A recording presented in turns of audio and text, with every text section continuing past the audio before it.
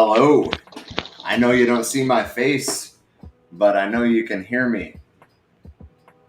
Welcome to the For We Are Many podcast. Usually it's time for our current events stream, which we are going to talk a little bit about current events, but primarily the focus today is going to be on Star Trek. That's why we made the joke that it was going to be a future event stream. We will have Nguyen on to discuss the anti-imperial stance, I guess, that the writers took when they introduced the Prime Directive during the initial invasion of Vietnam, or the ramping up of the initial invasion of Vietnam, anyway. And we're also going to be talking about Deep Space Nine, specifically the episode Bar Association, where Rom forms a union against Quark. We'll be talking about the Bell riots on Deep Space Nine. And I'm sure that that's not going to be it, but that's what comes to mind right now. So, I guess to kick things off, I wanted to talk about Typhoon Chanthu. If I am saying that wrong, I'm sorry. But, just to bring in a little bit of the current events while we wait for Will to show up. He's trying to get the baby to bed. Typhoon Chanthu just became a category, well, it became a typhoon, I should say, about 12 hours ago, and it's now a Category 4 storm. It could become a Category 5 storm by the time that it makes landfall in Taiwan and China. That's pretty significant. Pretty significant doesn't even begin to touch it, really.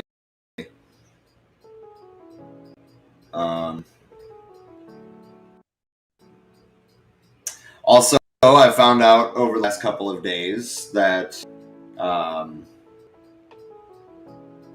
brain fart. Oh yeah, that the Occupy movement may be seeing a rebirth.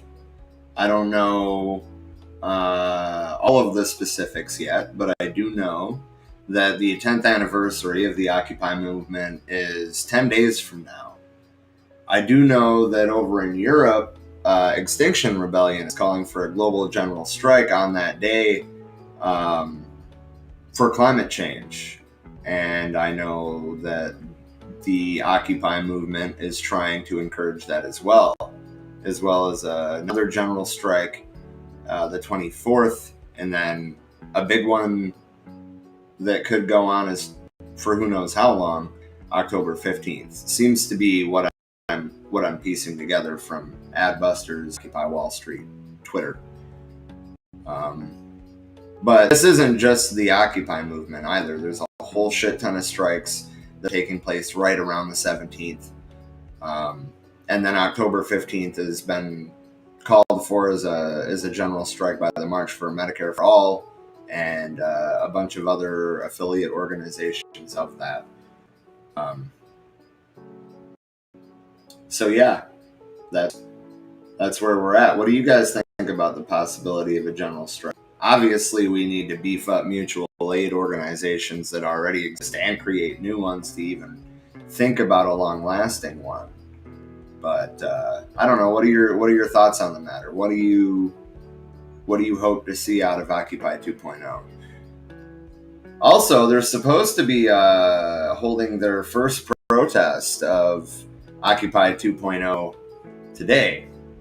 I haven't gone so far as to try to find videos of that yet, but they were supposed to be occupying public property in front of the New York Stock Exchange.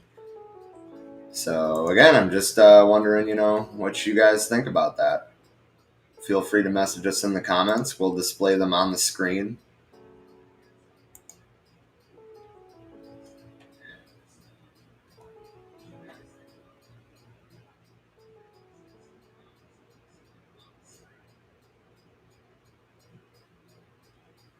I see that Trisha is still having technical difficulties. How do you guys over the air hear me?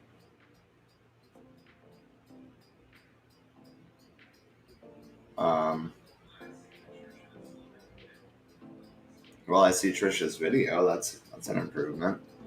Anyway, there's been a whole lot of things going on lately. Obviously, Trisha's donning a new look. Emily says loud and clear.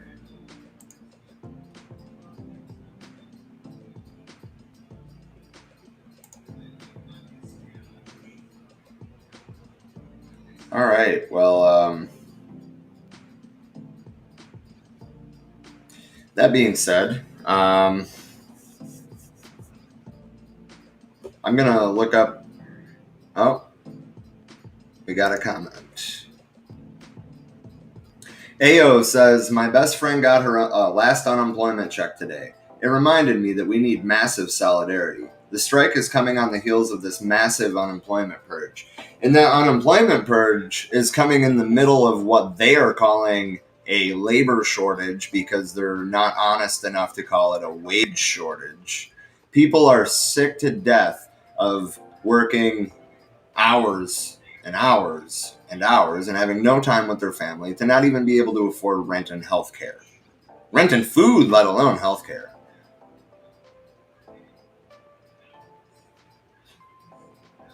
Hang on just a second. Will just messaged me.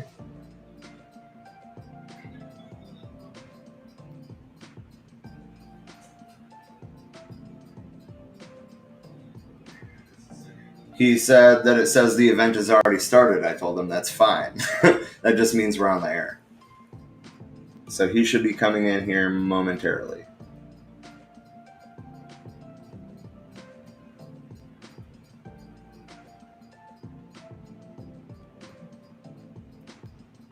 He's saying I don't see a way to join.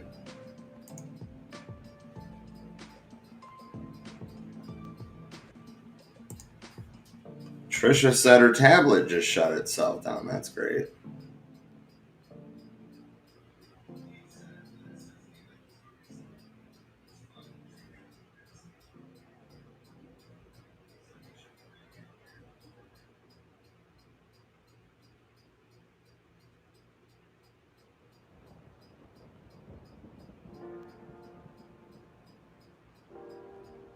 I'm sorry about this, you guys. You know how technical difficulties are. But the point is, though, that this unemployment purge is a reaction to the fact that nobody wants to work for these wages in these conditions anymore. That's ultimately what it comes down to. This is not a labor shortage. This has never been a labor shortage.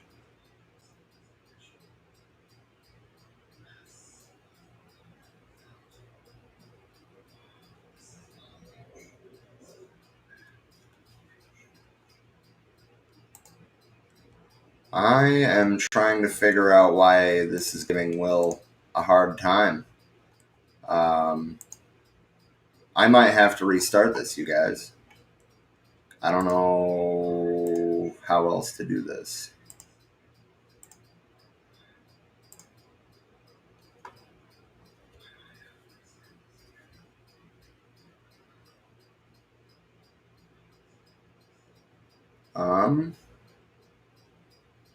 Yeah, it's not showing him a way to join. I don't know if that's an error or what. So I just heard the noise. Okay, it's Trisha. Hey, Trisha, we might have to restart this because it's not letting him join. I'm not seeing your video either.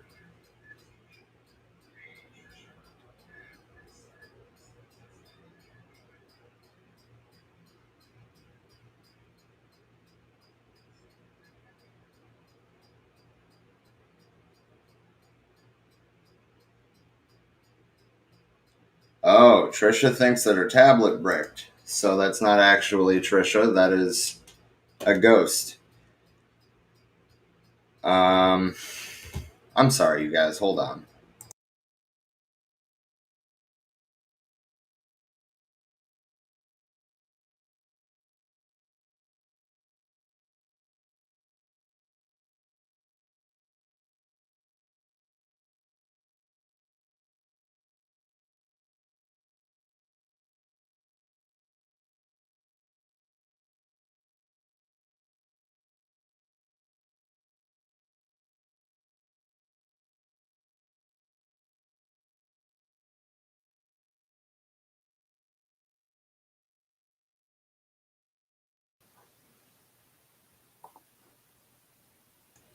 You made it.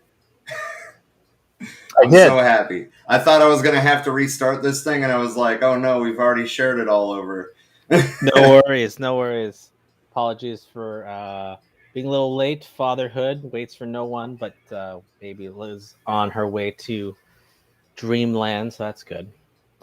That's good. That's good. Are you on the Are you on the West Coast? I see the I am in sunlight. Arizona. Trisha, if she's able to rejoin the event, I think her tablet just bricked. But if Hmm. she's able to rejoin the event, then she is in Michigan.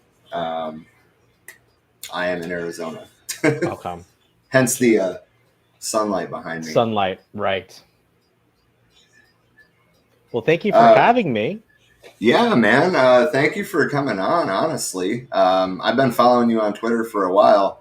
And honestly, I'm kind of surprised that it wasn't already a thing being done. Of Um, just doing a stream, you mean? no, I mean, Oh, my thing. Okay. yeah, your thing, your thing. I'm surprised it's not a bigger thing. There's a lot of people on the left who acknowledge that Star Trek has a lot of leftist undertones to it. Hmm. So it's surprising that people haven't tried to, go to conventions, for example, and try to reach out to those people. Right. I feel like you're organizing in a way that hasn't really been done, and that's awesome. Well, I think, well, first off, I think thanks for having me on this your show, the platform, the stream. It's always a privilege, always an honor to be asked to kind of just opine. So, but also at the same time, try to organize real life too. And like you said, I think, yeah, I'm a little surprised too, but I think maybe not as surprised as some people in the sense that I think a lot of it had to do with the confluence of events, a confluence of factors, in the sense that people had to be open to more radical politics. I have always have held that experience is the greatest teacher, right? And the collective experiences will do more to open people towards revolutionary politics than whatever anyone can kind of say to you or what have you. So we needed to kind of go through these events for people to be open to these types of radical politics.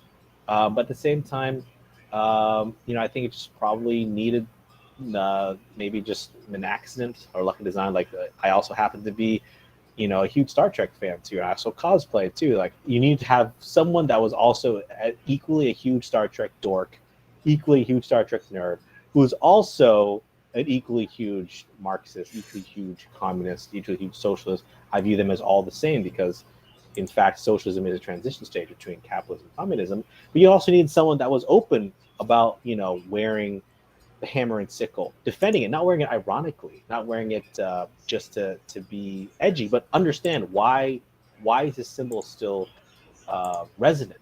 Why are the ideas of the Communist Manifesto of communism still resonant? Right? Have actually someone kind of really believe in those types of things, explain it to people, but also kind of connect it to Star Trek too. So you need almost someone that kind of was equal parts both. If they couldn't fake being a Marxist, couldn't fake being a huge Star Trek nerd, had to be the both, right? Almost equal parts. And as corny as it sounds, like actually being a Marxist made me a better Star Trek fan and vice versa, in the sense that I learned to accept things in Star Trek because it's Star Trek, because it's a commercial property at the end of the day. But at the same time, it's a commercial property that asks some interesting questions. But it's not perfect. How can it be? It's very contradictory. But you can kind of use your fandom to explain certain things. And like, I used to be the type of fan that used to obsess about canon and minutia. Now I'm just like, it's not that big of a deal. Like, you have fun with it, right? And I have fun with it by also being able to use it to explain to people, like, yeah, how do we get to that Star Trek future? Certainly not through capitalism. How do we get there, right? So I think it was just events. Yeah, yeah. So speaking of events in the Star Trek universe, I'm sure you're familiar with the Bell Riots episode. I don't think that's what it was called actually, but I'm It's sure called you're past familiar. tense, parts 1 and 2. But yeah, I know what you're Ah, talking about. okay, yeah, um, yeah. That's. I just rewatched that actually the other day. So when you messaged me today saying that that was a good place to start, I was just like, well. Good. right? But we're not far off from how they predicted 2024 looking. We don't have sanctuary zones because the United States is a sanctuary zone. Yeah. So I think in a lot of ways, I don't know your familiarity with Star Trek, Star Trek Universe, what have you. Past Tense is always a great place for people to watch it. It's a great episode of Star Trek. Great episode of Deep Space Nine, my personal favorite TV show, Star Trek show. Although I love them all really. And yes, you're exactly right. It's one of those things that was written in like 1995. That was thought about like, ooh, it's going to be somewhat in the distant future, 2024. This is going to be so far fetched, and yet not only is it far fetched, it's actually in a way how it's portrayed actually portrays a little bit of liberal naivete. And I love Past Tense, and I love that episode, that two-parter. But it also betrays a certain liberalism where, spoiler alert, hopefully for people that are watching this, I'm going to spoil the episode. But basically, at the end, right, the solution that Gabriel Bell, aka Cisco, has is we just need to let the world know what's going on in the sanctuary districts, and once people know that it's really bad, then things will start to change, right? And that was like the whole thing. We just need to get our message out to the net. We'll get it out there, and once the things will change. And if only it was that easy. If only that's that's all it took for people to kind of find out how bad things are. Now, of course, fast forward to now, 2021, we know that's not the truth. There are many people that are fully aware of what's going on. They're not ignorant of what's going on. The people that want to change it and people that don't want to change it are people that just are too numb to it, and nothing changes, right? So the question is not about knowing something's bad or not. It's not about appealing to the oppressor's conscience, which is kind of the other angle of the episode. We're like, we just got to call the governor and we got to tell the governor what's up, and he'll stop it, right? Almost laughable in its naivete, right? But at the same time, I think it's still a useful episode in a lot of ways because the parallels are just so mind-numbingly obvious. They're just staring you in its face. If someone made this show now, they're like, wow, that's too on the nose, right? But it just shows you like that in and of itself, that this is something that would be the natural state of where capitalism will take you. And Star Trek will give you a good example of like, okay, we can get to that better future, but it never shows you how, right? It just kind of skates by, just saying like, well, people got to figure it out, and people just got to know more about bad things, and we'll somehow, talk our way out of it. Whereas for me as a Marxist, I would explain to get to that Star Trek future of post scarcity, it's not a question about appealing to the oppressor. It's a question about class dynamics, the class struggle itself, right? That's how you get to that Starfleet future, the Star Trek future. But that episode, regardless of its liberal intent, it's still a useful setting to explain certain things to people.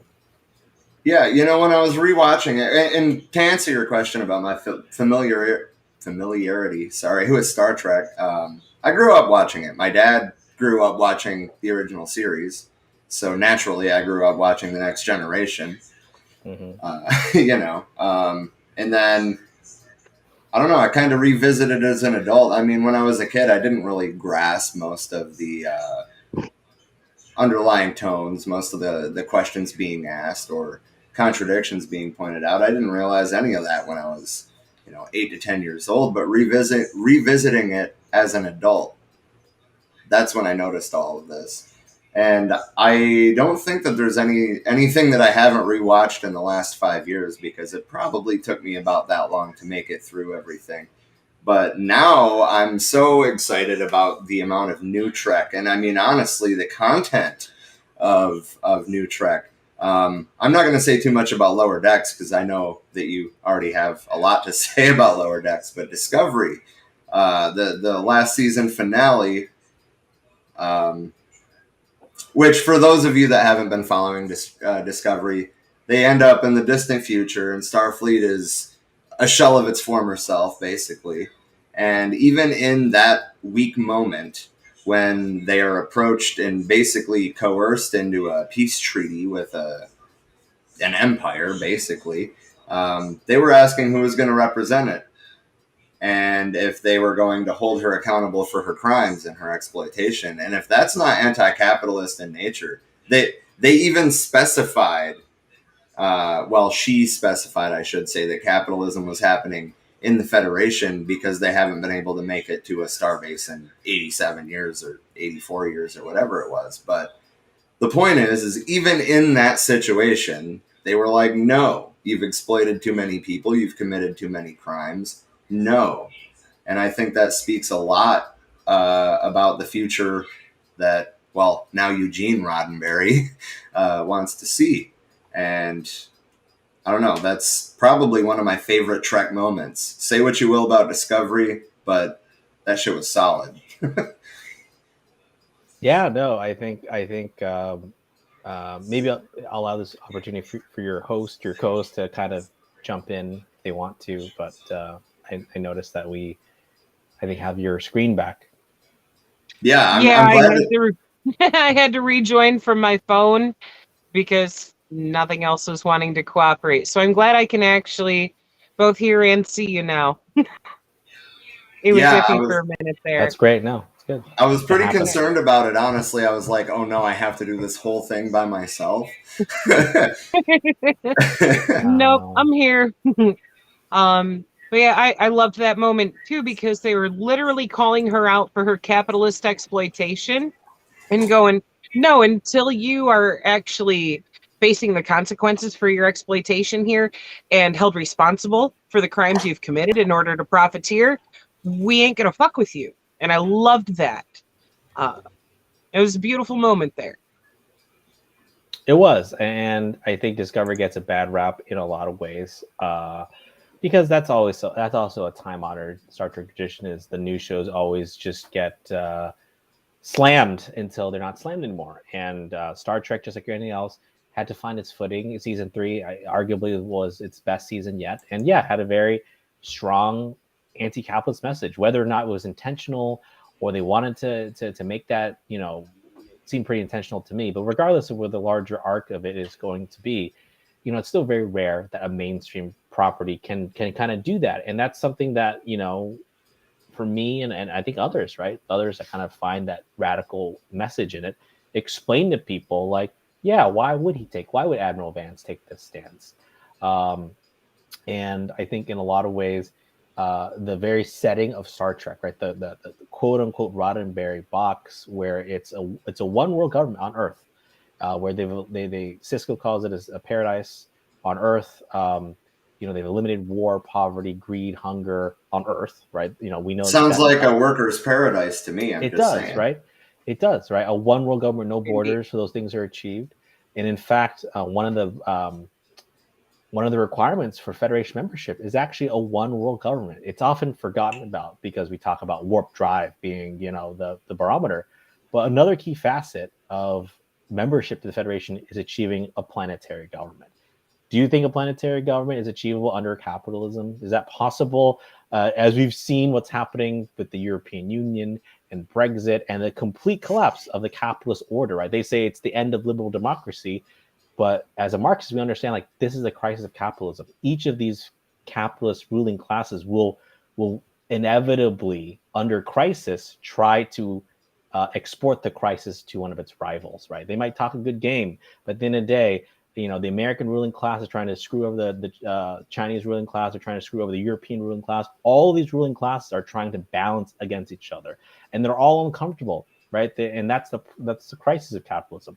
There isn't a way forward right now, and they're not going to unite. And that's why all of a sudden, everywhere the world, quote unquote, seems to be falling apart, right? The old consensus seems to be falling apart. Everyone's turning inward, right? What happened to NATO and the UN, all these the EU, right?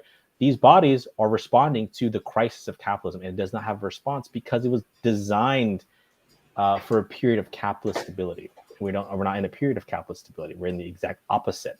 So all these institutions, that's what's happening, and everyone's just like, oh, we just want things to go back to normal, but it can't, right? It's not possible. There is no normal. The normal that those people are chasing has never existed.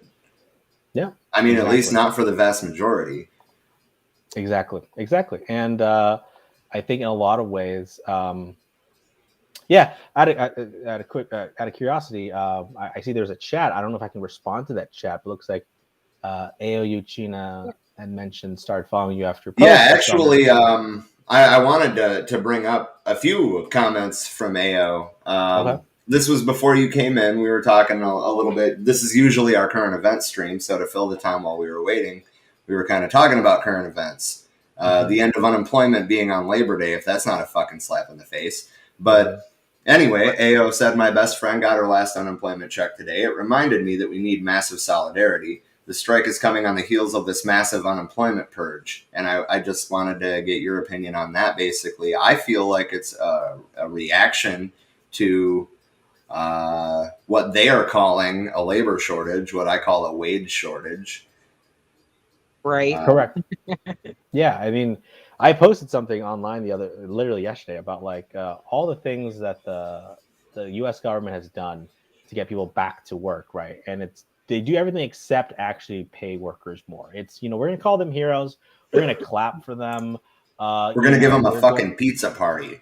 A pizza party. We'll hire 16-year-olds. We'll hire elderly people. We're We'll literally hire going to do everything, 14-year-olds. right? 14, even younger, right? Exactly, right? They're going to do everything except actually pay them more, right? Because that is a period of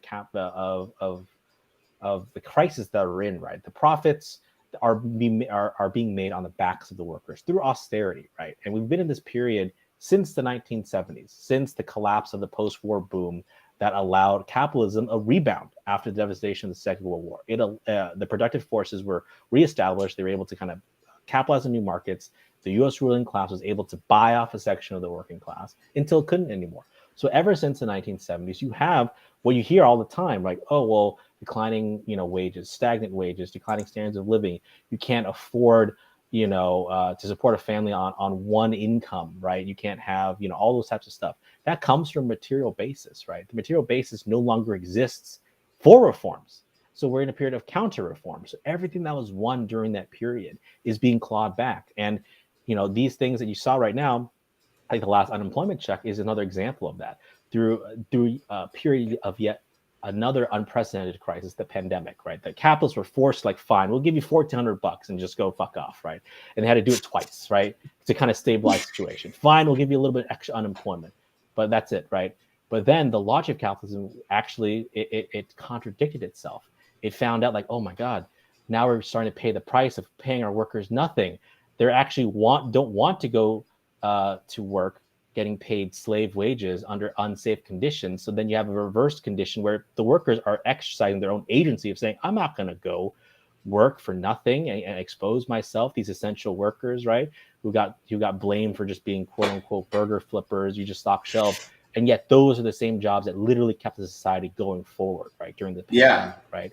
And the capitalists don't have an answer because they're components of capitalism that are working against each other. It's the idea of the anarchy of production. One set of capitalists are doing fine, another set of capitalists are doing terrible, and there's no planning to it. They're just scrambling after this free market, just these short-term profits, right? And then all of a sudden the pressure is put on the government to do the reverse, to take back these small crumbs, because these crumbs are preventing people from actually being wage slaves. They're preventing people from actually, just being exploited, right? And in a way, that actually isn't a sign of strength from the ruling class. It's not a sign of strength from the capital. It's a sign of weakness. And I think that's something that we need to keep in mind is that, yeah, things are bad right now. Don't get me wrong. I don't want to take anything away from the fact that things are bad. But at the same time, because the situation is not going to get better under capitalism, the audience for Marxist ideas, the audience for a class struggle, the ideas of a social revolution have never been wider, have never been better. And that's what gives me revolutionary optimism. It's not a sense of just always looking on the bright side, things will work itself out. It's actually understanding that there are underlying dynamics that are going to make people learn through mass experiences. And that will move people into struggle. And that's what gives me optimism, because that's actually the motor force to actually achieve anything in society. All the stuff that we've actually gained in society has come through struggle, coming from masses of people saying like, yeah, maybe we shouldn't work 20 hours a day. Maybe we should have like a weekend, all those types of stuff. And you saw an inkling of that, just an inkling of that last year, like 26 million people. in the United States, the belly of the beast, came out to protest the George Floyd murder, right? Many of them calling to abolish the police. All of a sudden, this radical demand doesn't seem so radical anymore, right? All of a sudden, when you have millions of people flooding the streets, right? All of a sudden, you got everyone kneeling. All of a sudden, you got all the cops kneeling when they were crucifying Colin Kaepernick a few years ago for kneeling. Everyone's doing it, right? You had 54% in a Snap survey approved of the burning down of the Minneapolis police precinct, which at that time had more support than Joe Biden and Donald Trump.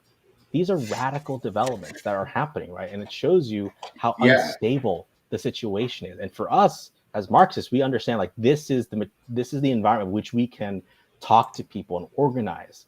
Doesn't mean I not to just be want to hardcore. interject real quick to reiterate the fact that the two front runners who ended up being the two candidates in the primary process at that point in time, the burning down of the third precinct had a higher approval rating than either of them. It did, right? And that shows you that opinions can change. That it's not static. That these things are in fact dynamic, and it also shows you how just short-sighted the reformists are. The ones that are trying everything that they can to save this putrid system that's way past its expiration date. The people say, "Oh, you can't go far enough. You're going to spook people. We can't ask for more than $15 an hour. That's too much." And these are the same people that couldn't have foreseen last year millions of people saying abolish the police, that they were open to supporting a very insurrectionary movement that happened in Minneapolis and spread around the world, right? These are the same people that say, "Oh, this is not my country. I can't recognize it." These are the same people that say, "Slow down," right? We got to be incremental. And then these explosions of social consciousness will happen, and they're caught flat-footed every single time, because they can't comprehend, like people would actually question the way things are. And that is what gives. And the conservatives lost their shit when they found out that the organizers of the Black Lives Matter movement were Marxists. Like, no shit, they were Marxists. Yeah. Every movement that's happened poses a real threat when it has the ear of the masses, and when the masses have a conduit to actually revolutionary ideas that actually challenge the actual status quo. The last time that happened before last summer was really 1968 in the 70s with the Civil Rights Movement and the Vietnam War. It was a tremendously destabilizing period for the United States, but also worldwide, because the United States was actually losing its military. The military was disobeying orders. They were fragging, aka killing its own officers, right? Refusing to go. And that these same elements that were deliberately disobeying orders were then going back home and linking up with the civil rights movement, linking up and learning that, in fact, the fight against racism is a fight against militarism, is a fight against imperialism. It's a fight against all these types of stuff. Malcolm X started coming to that conclusion. Martin Luther King started coming to that conclusion. And there's no coincidence why they were killed, and that COINTELPRO was a thing, right? They needed to. Liberals love to put MLK on this nonviolent pedestal, but like as soon as he started organizing against class issues, that's when they killed him. Yeah. I mean, when he stopped taking such a pacifist approach. They also love to acknowledge towards the end of his life that approach of nonviolence when it came to his, because he was acknowledging that sometimes riots get shit. A riot is the language of the unheard. It is. And yep. Yeah, I mean, where King was killed was in Memphis, right? On a sanitation strike, right? He was there to speak on behalf of sanitation workers going on strike. And all of those types of things, right? It's exactly why there was a response from the ruling class to sabotage that movement, infiltrate it, jail them, kill them, and then also ultimately to wind down the war. We got to cut our losses, right? No more draft, because the draft was a tremendously destabilizing factor, right? So they're like, let's get rid of it, right? So the ruling class was able to survive in a lot of ways. But that doesn't mean that there aren't lessons, inspirational lessons that we can pull from that to say, okay, what we saw last summer was just the beginning of the beginning, right? Imagine that energy. Imagine that energy channeled actually into where the working class has its most power, which is the workplaces. Imagine if uh, the workers had been organized in advance so that they want to support Black lives against police murder and abolish the police, then they actually would then mobilize to go on strike and up on a political level as a general strike, shut down the ports, shut down the warehouses, Right. I uh, agree. all those types of stuff. That takes tremendous amount of work, years in advance to do. But that's actually the way forward, and it's been the way forward throughout history. That type of action, and you kind of have to do all that stuff in the meantime before the next. I forget exactly how it's worded, but to paraphrase Che Guevara, an apple is a revolution is an apple, right? It's going to fall for it's. Damn it! It'll when it's ripe, it'll fall, or it's not just going to fall of its own accord. Somebody has to shake the tree. I butchered that all to hell, but the point is that somebody's got to shake the goddamn tree. Mm-hmm. Yeah, That, exactly. And I think we need to actually make the working class realize that it can shake the tree. It could totally play not just a factor, the decisive factor in these events. Make the working class understand its true power, and that's kind of what we try to do now. My organization, what I'm trying to do is kind of to be able to build an organization to transmit these ideas in advance and sink deep roots into wherever the workers are, student movement, workers movement, all types of movements, to understand that the only way forward is the working class understand its true power, to make conscious its unconscious strivings. You want to link up all of these struggles together. That doesn't mean that there aren't unique oppressions, racism, sexism, homophobia, what have you, right?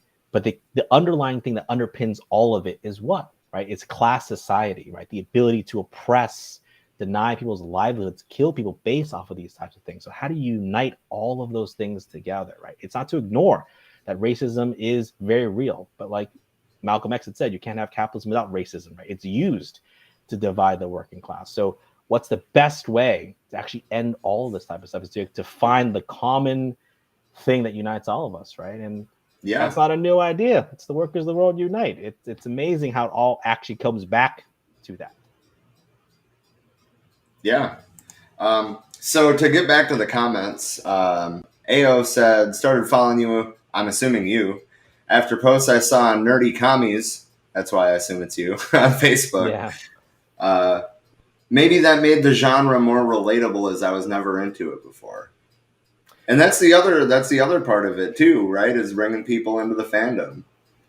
It is. I think a lot of what I happened with, a lot of the stuff I did on Facebook posts and on Twitter, but a lot of it on Facebook too was because last year, because of the pandemic and what have you, I couldn't do the same type of political work that I did before. I couldn't actually be out there talking to people. I couldn't distribute my materials, that kind of stuff. A lot of us were, in quarantine and lockdown, and what could we do, right? And in a way, kind of this idea of being able to talk about Marxism, but also have fun with it too. And I also enjoy cosplay, as you can see, and all that kind of stuff. It was a nice melding of the two. It wasn't intentional, but it kind of worked out that way. And kind of talking to people about these ideas. And like you mentioned before, it's not a new idea. I think I just happened to be the first that was, I don't know, somewhat vocal about it, like unapologetic about like my politics, but also my dorkiness, my fandom. Like I don't really care about like what people think, so I can just kind of post those types of stuff, right? And I think a lot of people initially like, is he joking? Is it some sort of a gag, a gimmick? Does he actually believe this? He's just a troll, and and the other people are like, oh, all it is. I mean, to be fair, I feel like I was kind of in that group. I was like, is this real? Is this real? Right. And then people are like, well, he never interacts with anyone, right? So he must not know what he's talking about. He's just in it for himself. He's just trying to, whatever, right? And people started reading into this kind of stuff. And I think for me, the reason why I didn't respond for the most part is I've done that before. Many people do those types of stuff. You don't want to get sucked into these online arguments, right? Oh my You God. actually just use it as a conduit to be able to express your ideas, right? So if I'm am in of itself a conduit, right? If I just my very picture of me just wearing this somehow creates some sort of discussion, then that's great, because what happens is most people will message me. People that are interested will message me like, "Hey, what's your deal?" And then I will link them to materials, resources, reading stuff, reading groups online, discussions about these ideas, right? And then that's the end goal, is to be able to have these conversations with people and actually talk to them about Marxism and also talk about Star Trek too. And that's best done when you kind of reach out to me directly, right? And not necessarily getting into like a 200, 300 thread comment thread, right, where nothing gets done, you just waste all your time, right? It was just a means, a conduit, right, to say Facebook or Twitter, if they're going to mine my data to sell me stuff, like what if I just use that as a conduit to actually use this to promote, socialism and communism, Marxism, right, in a very unassuming and fun way, right? But a lot of people read into that. So I think it's funny when people say like, "What are you actually for real?" And like, if you talk to me, you can tell, you will know within 2 seconds how real I Oh am. yeah, you can't fake being a Marxist. Right. I've seen people try. Right. Speaking of the rabbit holes of fucking comments, we've actually been pretty lucky on not having trolls until this past couple days, but damn, man, we spent, what was it, probably like 4 hours arguing with a bunch of libertarians because one of our posts got put in a libertarian group somewhere. Oh God, yeah, it was. That's what happens sometimes, and it's a balance. You want to balance the online stuff. You use it as a tool, but at the end of the day, you want to build in real life too. Use it as a way to connect people in real life. That's Yeah. what kind of gives people the real energy to kind of put up with all the stuff that they see online, which is just online stuff. It's all curated, right? So, and designed to make you mad, designed to kind of get you riled up. Yeah, which I mean, that's part of the approach that we usually try to take, and I guess that's why we wasted so much time, is we usually try to engage people. Like, oh, well, why do you believe that? Well, libertarians get mad about that. You pick and choose. You pick and choose where you can. Sometimes you can, if you know what to say and it's targeted, and you don't get sucked in. Then sometimes you do say something. You link to something. You get something to think, because the corners, the watchword out of all of this is, you're not necessarily trying to convince the person you're talking to. It's everyone else reading it. Everyone else that's potentially going to read this exchange. They're the real audience, right? So you may win that person. You probably won't win that person you're arguing with.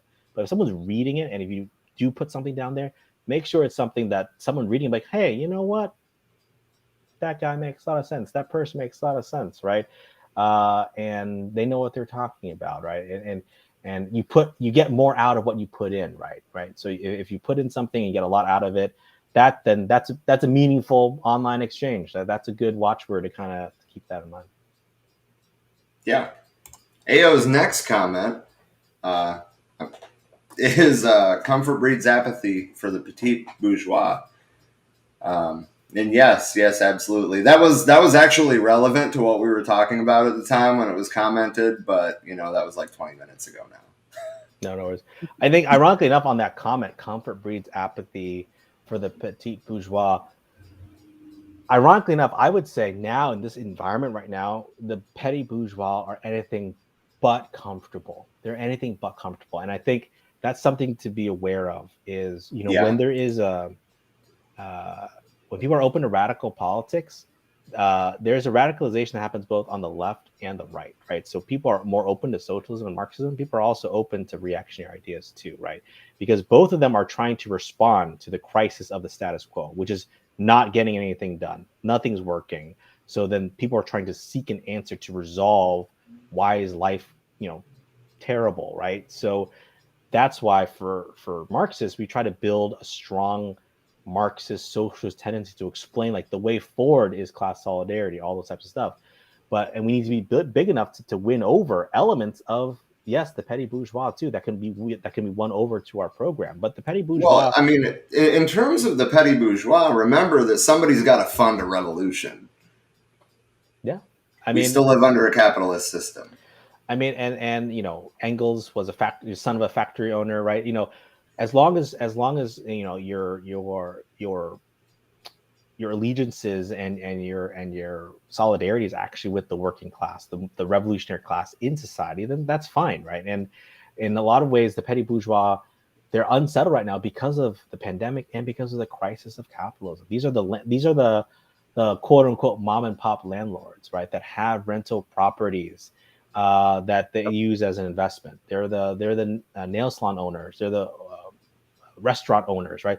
Small business owners, right? The people that necessarily don't have to sell their labor power directly, but they can profit off another person's labor power, right? But the petty bourgeois is just your quote unquote mom and pop version of them. They're not like a big company, right? And under the crisis that's currently right now, it's those people that are being ruined, right? That are saying like, oh man, we got to evict people because I need to pay my mortgage, right? I need to all this type of stuff. Like they're the ones that are pushing for restaurants to reopen because they need people to go in the restaurants to, you know, for them to be rich, right? For them to actually make money, right? So it's this crisis that actually has them incredibly alarmed because they thought that, hey, I can get by if I own a small business. I'm my own boss. I can figure it out, right? But they realize like, wait a minute, it's this layer that's the first to feel the pressures, right? In addition to the working class, the big bourgeois, they can kind of weather it out, but it's that little layer, right? Those mom and pop petty bourgeois, they're the ones that hurt. They're the ones that hurt the most, or they're ones can feel that pain, and they can be radicalized both left or right, right? And sometimes they become very open to reactionary politics, and that doesn't mean we cater to them. We understand the power is actually in the working class. Most people aren't small business owners, right? We understand that, right? But is there a way for us to win over those elements over time? Absolutely, and we should try to do that because that's how you actually win. You win over elements from the ruling class as best you can. We want class traders. We want people that say, "Yeah, you're right. There is a better way," and I think that's a sign of the times too, is that they're incredibly unstable. Agreed. One place where I find there's an issue with that, though, is a lot of these small business owners are not to actually change how their business is operated. And instead of exploiting people to, you know, change to a communistic platform there where anybody you hire is coming in a part owner with a stake in your company and therefore getting an equal share of those profits just as much as you are, because isn't any more valuable than any of the people who you're bringing on board who are necessary to run your business. And a lot of these people absolutely do not want to do that because keeping the lion's share of the value produced by other people's labor is fucking bread and butter.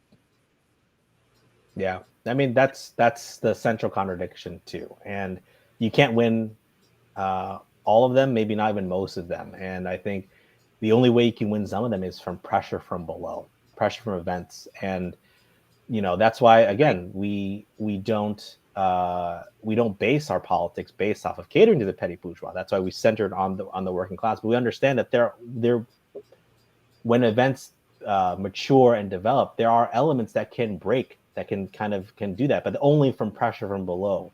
When the movement is at a certain level where it can break off, right?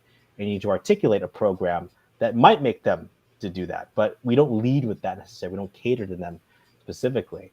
But you're exactly right. I mean, it should be, these small businesses should be owned cooperatively. They should be under a planned economic basis. You should be able to elect and fire your bosses based off of that's the one right there, right? And on top of that, have the bosses not make more than the average wage of the worker, not to create another layer, another class layer that puts itself above, right? And that goes to the heart of private property, right? To say I own this, I could pass this wealth on to someone else, right?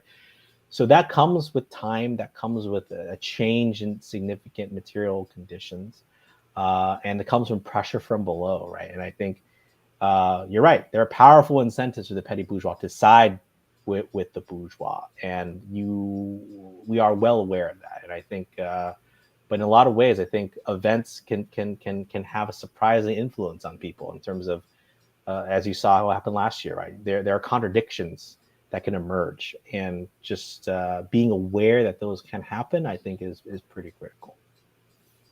One thing where I think that push from below needs to be motivated, it needs to be us speaking to these working class people who work in restaurants, who work in these salons, etc. And right now they're all basically doing a very quiet general strike by refusing to go back to work for shit pay at a shit job where they're being treated like shit by those who are above them, and tell them, you need to negotiate your own position there. You guys need to unionize, and tell these motherfuckers that if they want their business to actually be able to continue, to actually have a staff, that the only way that you'll come on board is if it is with a stake in the company and it becoming a horizontal organization instead of the pyramidal exploitation that it currently is.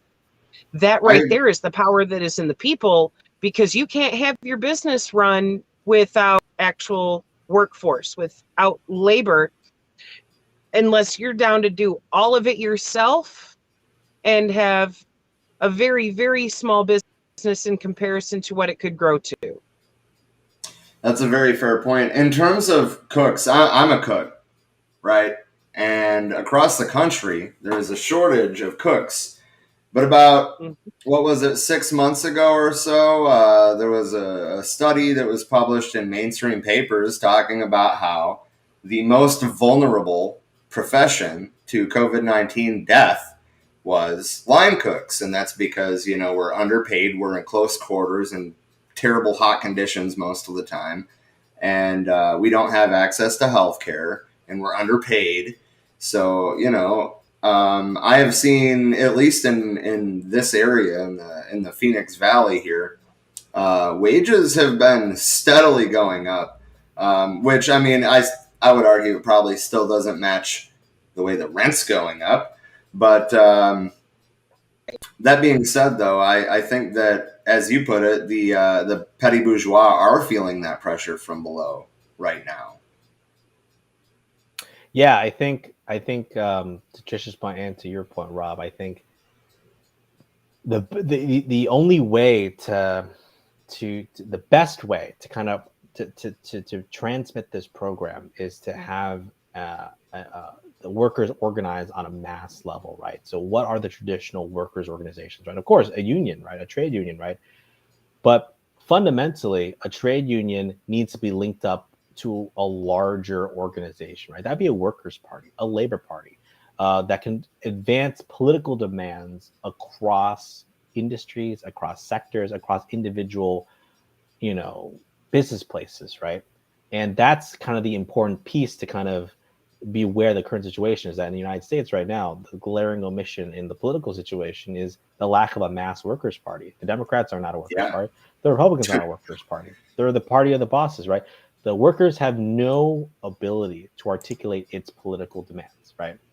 And it's the ability to articulate these political demands on a mass level, which is the ability, which is how you begin to actually make it possible to organize people and to actually make them realize what is actually possible, right? And to actually get them onto a fighting stature, right? So that's why I think the lack of a mass workers' party, the need for a mass socialist workers' party, is one of the key aspects that's missing out of all this type of stuff. And I think to Ao's point in the chat, my biggest roadblock in organizing workers is what they've learned at home.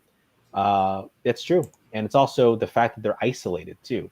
It's incredibly easy for the ruling class to defeat organizing movements that happen in one localized workplace. Look at what happened in Bessemer, Alabama with the Amazon warehouse, right? There was tremendous energy to do it, and it was still defeated, right? It was still defeated because in a lot of ways, Amazon was able to take all of its energies, all of its resources to defeat this election that happened at Bessemer, right? And a lot of it has to do with the failure of the labor leadership, the reformist labor leadership that said we need to play things by the rules, play by the NLRB elections, that type of stuff. But imagine if there was a political party, a workers' party that articulated the demand across the board and just said everyone that works should be in a union. Documented, undocumented, all industries, all sectors, white collar, blue collar, IT workers, cooks, everyone deserves to be in a union immediately, right? Now we know that that is a very far-reaching demand, but imagine if you had an actual political organization that made that demand across the board, right? We know that in when there's a vacuum, something wants to fill that vacuum. We know that there's tremendous support um, for unionization, right, in the abstract, right? But what if there actually was that demand, on a mass level, right? Look what happened with Sanders. Sanders is no socialist. He's an opportunist reformist of all stripes, right? But the fact that back in 2016 he made the demand, uh, a political revolution against the billionaire class, and all of a sudden you have millions of people that started going to his rallies, right, talking about fighting, the 1%, right? There was this vacuum that emerged there. People were going out to his rallies saying, I don't, I'm going to vote for him despite the fact that I hate the Democrats, right? I'm voting for him despite the fact that he has to work with the Democratic Party, right? Imagine our Yeah. position at that time, my organizations, was why wouldn't Sanders call for the formation of a mass independent party? He had the ability to do that in 2016 and in 2020. Why work within Especially in 2020. Yeah, why exactly? Why work within a capitalist party, right? A party that will literally stab you in the back and stab you in the front. And that's what happened to Sanders in 2016 and 2020. And both times they made him, well, not made him, he volunteered. I will then, stump for you after you stab me in the front and in the back, right? It shows you the tremendous potential, if you actually articulate something that's independent of these two parties of the bosses, that there'd be millions of people that would actually respond to that, right? But what happened, right? He kind of sheepdog people back in the Democratic Party, and you have the situation we have right now. But Yeah. imagine the possibilities if you kind of had that demand, and I think that's what gives people kind of cover. And when I say cover, I don't mean like in a cowardly way. I mean sometimes it's very dangerous to organize in your workplace to talk about any subject because you're gonna be fired, right? And that's very real, right? And that's a very tangible thing. But when there are enough people that start talking about certain things, you feel like you're protected. There's safety and strength in numbers, right? Look what happened last year, right? When there's a bunch of people protesting, millions of people, week after week after week after week, then you're like, wow, we actually do have a lot more power than we think. We can actually articulate some pretty Right. radical demands because it looks like I'm not alone in this, right? That's the same thing Right. that happens with organizing a union in your workplace. If you can kind of see that the same types of conversations are being nationalized on a generalized base, everyone's talking about unionizing. So I'm not going to put my neck out there and just saying I'm unionized to get fired by my boss. But like if people are talking about it on a national level, on a level where your coworkers are just talking about it because everyone's talking about it, right? It takes on a different element. People can be more open, right? But no one's going to put their neck out when no one's talking about unionization. Like, yeah, we should unionize and be fired immediately, right? But all of a sudden, everyone talks about Black Lives Matters. Then all of a sudden, companies have to talk about Black Lives Matters. Imagine if millions of people demanding to be in a union. Everyone starts talking about being in a union. That changes the element, right? But you need an organization, you need a party to articulate those demands for it to even be a thing, for people to actually be aware that, hey, we can ask for these things, we could demand these things, right? I think that's why it's so important to build an organization in advance to be able to kind of give all of this some sort of structure, some sort of frame. Otherwise, it just dissipates, just like steam. Like, without a steam engine, steam is nothing. But with a steam engine, steam becomes a force. It becomes locomotion, right? So that's the whole game, right? Is to build an actual organization, an engine that can take all of this steam and push it forward. Otherwise, it will just evaporate, no matter how much steam you get. And I think, A said, have you considered running? No, not personally, but my organization at some point I in think other you would be great. countries. What was that? Sorry to interrupt. I just was saying you would be a great candidate. Oh well. Thank you. I think my organization is Social Evolution. We're part of the International Marxist Tendency, and we are in other countries, where there is a workers' party, where there is a labor party, and we are strong enough to actually present a Marxist per platform. Then we do and have considered running candidates. It's along the lines of what, I don't know if folks here have read Lenin's Left-Wing Communism. and infantile disorder. I highly recommend it. It's one of the most misunderstood but most critical pieces of work that was written. And basically it was Lenin in the 1920s after the Bolshevik Revolution. He was writing to the communist parties in many of these countries, like in England, in the UK, France, Italy, of saying like, what do we do now? We want to spread the revolution. The Soviet Union was successful. What do we do? And he said, you need to participate in bourgeois elections. But how do you participate is an entirely different manner. And it doesn't mean that you run for office to actually get seats, to win seats, to be in coalition, to run a program, to have the best policy. You run in order to advance your platform, to expose a capitalist system, to build the forces of the revolutionary organization and the Revolutionary Party. It's to bring as many people to the banner of revolution as possible, not to necessarily get into office and then keep your seat and then, govern, right? I think that's the trap a lot of what these, DSA types, democratic socialists, that they actually do want to actually administer bourgeois government. And the answer is like, no, you can't. But you should use bourgeois elections, just like with anything else, as an element to raise the banner for everyone to say, you know what? Why don't we why doesn't everyone be in a union, right? And why don't we have the demands of a general strike? You want to fight for Black lives? You got to strike for Black lives on a general strike, right? You want to stop deportations with ICE? You have a general strike, right? But the intention is not to actually win the White House or win the Senate or win the House to actually run a socialist Department of Homeland Security, a socialist, FBI, right? The point is to use that office to raise the banner, to say this entire system is rotten, and we're going to use this election to expose the system, right? It's a very precise way to do it.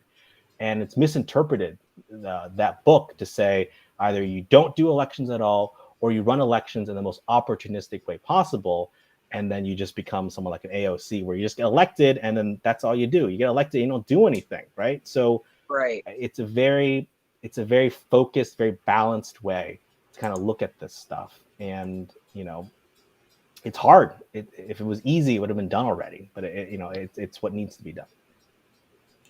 So through that lens, honestly, sorry, just before we move on to another thought, I just wanted, through that lens, honestly, whether it was intended or not, Bernie did help spark some of that, because just the fact that he was bringing these things to a discussion on a national level inspired conversations happening that has radicalized a lot. Let's be real. He rode Occupy's coattails on that. Yeah. True. I mean, his whole narrative came from us. Right. Yes. He did. It truly did. But those conversations start happening amongst people who were either ignoring what was going on with Occupy or just unaware of what we were even doing. I mean, look at how many people who are like, what are out here protesting about? Get the fuck out of here, So at least it started some of those conversations. It influenced a lot of people who were like, yeah, these ideas are great. We should actually socialize more things like fucking healthcare and education on a higher level through 12. So the influence was great, even though there failed to be follow-up when he fell back in line with everybody in the Democratic Party. It's utterly disappointing as someone who used to support Bernie and literally wanted him on that fucking ticket. Yeah. So I think the way to explain, Bernie, what happened in 2016 and 2020 is what I had mentioned earlier. Nature abhors a vacuum, right? So, and it was a vacuum that was filled either intentionally or unintentionally. I think Sanders, when he initially ran in 2015, didn't realize the echo that he would have, because at the time, I don't know if people remember, Hillary Clinton basically cleared the field. No one wanted to challenge her in 2016. So basically, he was like, I'm just going to run. And all of a sudden, the fact that he didn't really intend to win, didn't have any, I don't know, illusions in winning, but all of a sudden his message started finding resonance. It was that instance where as Rob had mentioned before, I think Trisha, you brought up too, is that cumulatively there were events that were happening before. The disappointment of Obama's 2 terms, what happened in 2008 with the economic crash, what happened with Occupy in 2011, the first 10 Ferguson. years, 10 Yeah. days away. Just saying. Yeah, the first Black Lives Matters in Ferguson, Eric Garner in New York City, all the stuff cumulatively start Standing Rock, all the stuff start building and building and building, right? And all of a sudden, there was a vacuum that needed to be filled with someone that had an anti-establishment message, right? And he filled that role, right? He filled that role reciprocally. Not to say that the two are alike in any way, but Trump filled that on the other side. There was a reaction against Republican status quo politics, Romney, McCain, the same types of people, right? They were fed up with that too, right? So he came out as this anti-establishment candidate. Of course, he's not anti-establishment. He's like the most creature establishment possible, right? He's a total establishment person, right? But that shows you, in the absence of a working class party and a working class movement, it can take on these distortions, right? So Sanders represented a polarization to the left. Trump represented a radicalization to the right, right? And what happened is that it's a crisis of establishment politics, which is the Democrats and the Republicans are the 2 parties of capital. They take turns. They literally say, we got to govern safely for the country. They take turns, right? But the crisis of capitalism is making it increasingly difficult to play the same game over and over and over again. And I think that's why they're feeling the heat too. That's why you're seeing a lot of record retirements, from mayors and governors and senators, because they can kind of see the writing on the wall. They see it. This is not worth it. This is not worth my time. I just want to get cashed out, right? It shows you that's the crisis of capitalism, is that the institutions themselves and what the actual ruling class will typically use in more stable times, they can't be used anymore, right? They want to use someone like an Obama. But Obama now would actually be, if he ran again, would actually probably face a lot of backlash for his reactionary politics. At the time seemed pretty progressive, but reactionary nonetheless, right? Because you have a radicalization of the youth, right? The youth that marched in George Floyd protests last year for the most part would oppose Obama, right? And that's a huge development that developed, right? It shows you people's politics are changing. In terms of Black Lives Matter and Obama, the first Black Lives Matter protests happened under Obama. Correct. Yeah, absolutely. I mean, he was the one, right? And that's another thing too. I think a lot of people are starting to see, and hopefully want to connect the dots, is that all of what happened in Minneapolis with George Floyd happened under a Democratic mayor, Democratic city council, a police chief installed by a Democrat, right? All the major cities, right? New York City, Atlanta, Philly, Chicago, Los Angeles, they're deep blue cities. They're deep blue mayors, Democratic city councils, Democratic DAs and judges. And yet, weird how cops still kill people in those so-called progressive havens. Weird how in San Francisco, the so-called progressive mecca of the country, homeless get literally just bulldozed over, right? They get, tear gassed, right? They get ransacked. It's weird how police violence and the violence of the state is inflicted in these so-called democratic havens, right? And I think a lot of people have started to see that, but absent an actual working class party and a working class alternative, they can still sometimes go into like the lesser evilism of saying, "Oh, we got to choose between the lesser evils," right? So it shows you if there was a third option that was actually rooted in the working class, not a vanity third party run, but actually rooted with the strength of the organized labor movement, they would have an echo. There'd be millions of people that would be attracted to that message. There are more people that actually identify as neither Republican or Democrat. There are more non-voters than either Democrats or Republicans in terms of voting populations, right? Those are the people that you actually need to actually talk about in terms of engaging, right? It's not about winning over this weird like swing voter that votes McCain one election, they'll vote like for Harris in another election, right? Like those don't really exist in the numbers, right? It's all those other people. I mean, there's also the fact that so the millennials right now, over half of millennials have a favorable. Jesus, I am having issues talking tonight. View of socialism. Yeah. Okay, unprecedented compared to Gen X, or especially to the boomers. Right. I mean, we're seeing the groundwork that was laid back in the 60s finally come to fruition, red diaper babies and all that. But the point is that almost everything that we're doing today is rooted in all of the things that were going on in the late 60s. 1968 was a year of uprising across the entire world. Yep. It was. What prevented 1968 from being a true breakthrough revolutionary movement is the lack of leadership of the working class. Like, that is, I'm a Leninist, I'm a Trotskyist. I do have a particular tendency, right? And Leon Trotsky had this great line where he said the crisis of the world right now is a crisis of the leadership of the proletariat, meaning it's the leadership of the workers. Who are the leadership of the workers? It's actually the trade union bureaucracy. It's a labor movement. It's all those people that are part of those amorphous NGOs you hear about all the time, right? Those NGOs, we fight for workers' rights, all those types of stuff. And yet, at the end of the day, what do they do?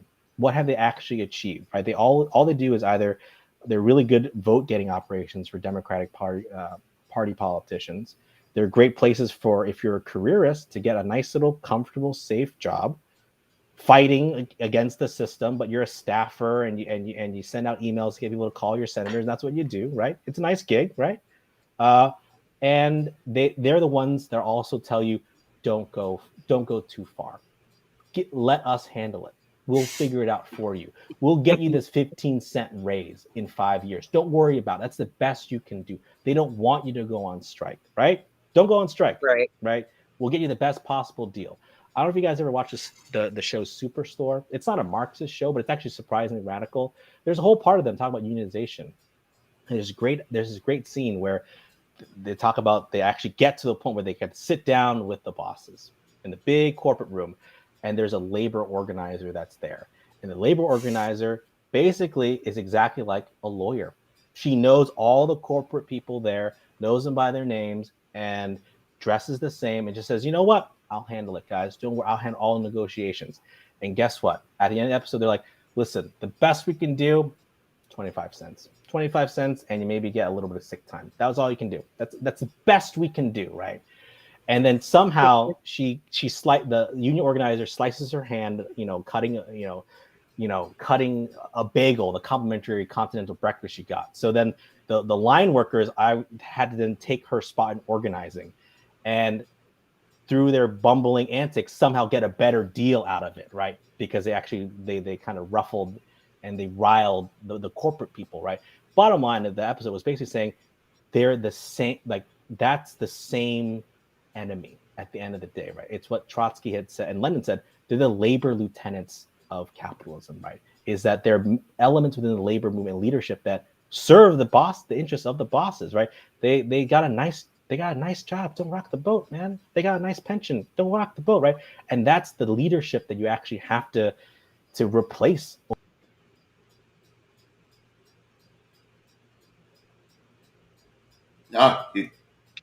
Shit, we lost him. Am I back? There you are. Sorry about that. Welcome back, Will. Sorry. I don't know where I left off, but I think I was saying the crisis of the leadership of the working class. Right? You need to replace that leadership, like a Richard Trumka, right? He recently died, and a lot of people were writing eulogies around him, but he was a class collaborationist through and through, right? Wanted to work with the bosses, right? So many of those labor higher ups, that's what they want to do. They actually are afraid of the rank and file going further than what is allowable, and they would lose their jobs. They lose their sweet lobbyist jobs, their access to the White House, and their speaking gigs, right? They don't, but that's the goal of Marxists, is to actually build an organization, sink roots into the labor movement, to say, you know what, if we radicalize the rank and file will demand more action, and if you don't get the action, we'll replace you. And that's exactly what they're afraid of. They don't want to go on strike. They just want to live their lives and have the workers appreciate the 10 cents that they get every 10 years, and you're lucky to get it too, right? Like, that's the end of business unionism and the return of class struggle unionism, which is the beginning of real class struggle. because that's when you involve millions of workers. And that's when it takes on a different character. And that's the only thing that's possible for social revolution is when you involve those layers of people. It's not just individual communists here and there. It's when you can involve your mom, your neighbor, people that are never typically involved with politics. If they're the ones talking about, going on strike, or they're the ones talking about, how unfair things are and they should take things into their own hands, that's when politics reaches a whole new level, a mass level. And that mass level is what you need to have in order to have an actual successful revolution, is when you have enough people that want to change the class structure in society. That's when you have a successful. And why shouldn't they? They actually run society. The vast majority of the world is the proletariat. They're the ones that actually have to work for a living, work for a paycheck. So why shouldn't they call the shots, right? So that's the kind of the key to unlocking all this type of stuff, is that to actually have the power of organized labor, but on a militant class struggle basis. How do you get to that point? It takes a lot of work to kind of organize in the interim, and a lot of it has to do with kind of the political message that you have. Can we win over the rank and file social workers, truck drivers, bus drivers, all this type of stuff in advance, so that when the time comes and there's openings, they realize, like, wait a minute, we actually can do something about this. We do something about withholding our labor, right? And doing something. But that's also a big ask too, because you're putting people's livelihoods at threat too. So there's a lot of preparation that has to happen too. So it's not something we take flippantly, or just like, hey, it's just going to happen. We just got to go on a general strike now. That's not what we're trying to say. But it's doing the work to build all that in advance. And that's why it's hard, because ideally you're supposed to do this around the world, right? You're supposed to do this in every single country. That was the idea. Every single city, ideally. Every single city, every single country, right? And the idea of Lenin's Communist International, the Comintern, before it was dissolved by Stalin, was to build an organization in advance that would link up all these workers in advance. So that's what we're trying to do now, is why don't we link up the workers in the United States with Pakistan, Nigeria, and Mexico, UK, South Africa, everywhere, right? And unite them on a shared political program. That takes a lot of work, but it's actually the only way forward, because capitalism is a global problem. It can't be addressed in one place. It has to be on a united basis. Yeah, totally agreed. So we've fallen a little behind on AO's comments. Sorry. Oh, it's good. It's good. I wasn't going to interrupt you, man. You were on it. But we were talking about local elections, right? Like how the Democrats at the city level obviously still serve the powers that be, not the people. India Walton is a socialist who defeated Byron Brown in the Buffalo Democratic primaries, and they're scared to death. Brown is suing the election committee and running a full-throttle write-in campaign. He has mishandled numerous shootings of black people over a decade. We out here. This was a mayoral race. Local politics are being co-opted by anti-maskers. I've seen that a lot here. Holy shit. Arizona's reactionary as hell. They can't escape our view. And then he asked, or she, I don't know, but what happened to the hippies? Reaganomics? Yes, they sold out, pretty much. As a Gen Xer who lost so many to the opiate epidemic, I do have hope for millennials and Gen X. Thank you for your reminder that times of hardship are times to organize. It gets disheartening sometimes. And yeah, it does. It does get really disheartening sometimes, especially if you feel like you're alone. Yeah. If you live in a reactionary area and you feel like you're the only fucking one that feels that way, it gets really disheartening. It is.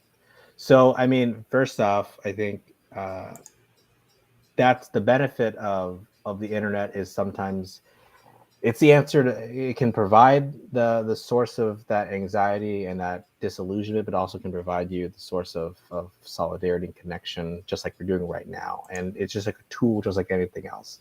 Technology, social media, the fact that we can do this stream right now is amazing. It's an amazing human development of human labor and human productive forces to develop technology to do this, right? But under the hands of capitalists, what is it? It can be something that can be alienating. It's used to sell you stuff. It's used to take information from you. It's used to kind of do all this kind of stuff, right? But the key point of it is that you're not alone. No one's really alone in these types of stuff. I think that's the thing that actually gives me a lot of revolutionary optimism. It sounds a little cliche and trite, but Marxism is powerful because it's true, in the sense that when I explain to people, like, isn't there more to life than just paying bills and dying, right? Isn't there just more to life than just everything that we have to go through, just the struggle day to day, living hand to mouth?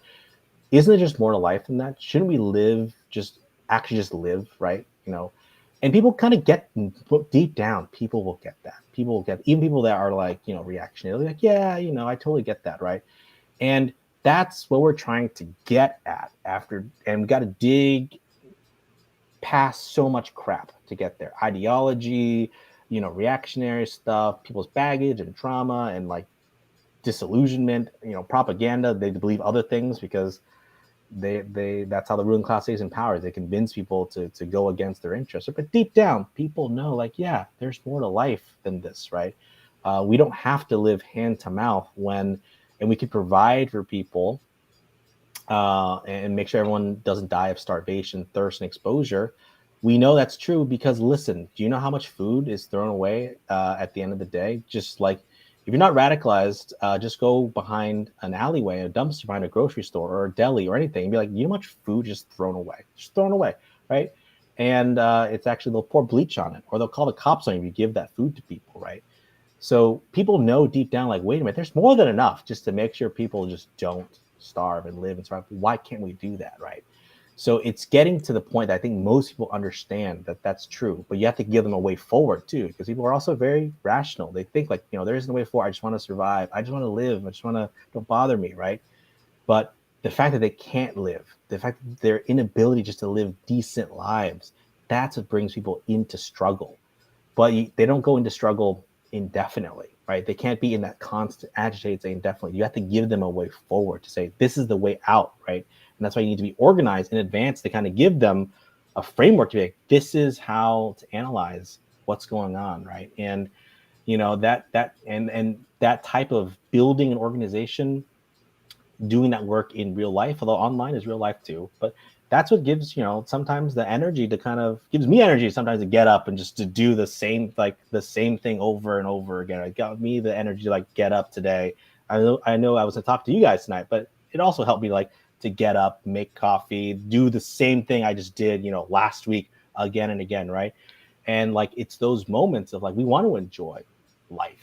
We want to enjoy every ray of sunshine that we can, because we know we're going to need those types of things to kind of carry us through the darker days. And in fact, we should have even more free time. We should be working less. Like technology, and we're not Luddites. Like technology is amazing. That's why I'm a Star Trek fan. We should be able to like, go and like reenact Shakespeare plays and do a musical and learn 10 different languages, because we are freed up. We don't have to live hand to mouth anymore, because we can develop a surplus of food and housing and clothing. That's the amazing thing about humans, right? But somehow along the way, like, we have to like work to live, right? Like, or you gotta, or otherwise you starve, right? You gotta earn a living, right? At some point that was learned. Like, you have to like do this in order to survive, and it's super messed up, because most people deep down know, like, that's who decided we should live like this. Like, who the hell decided we should live like this, right? Like, I have a daughter, she's 8 months, and I think sometimes like, wow, at some point in her life, if we don't win socialism in our lifetime, I hope we do, and we're fighting to do it, she's going to develop a point where like, I'm going to also have to put her into like, the same mentality I live in. They're just in terms of like, well, you gotta like, get a job to like live and eat. And whereas like right now, she just lives because we take care of her. She can enjoy life, right? But like, it's that amazing thing that it's like that Dr. Seuss book of like, imagine the places you'll go, right?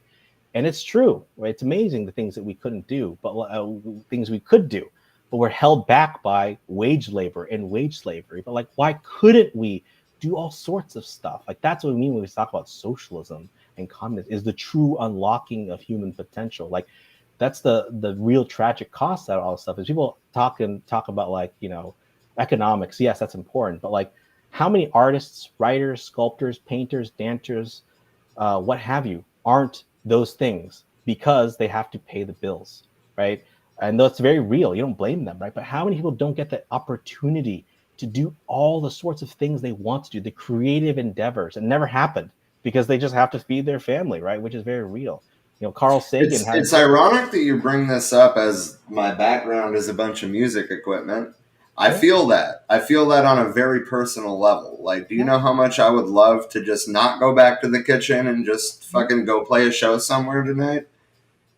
Absolutely. But under the current system, I mean, realistically, like, it cost us money to play shows 9 times out of 10.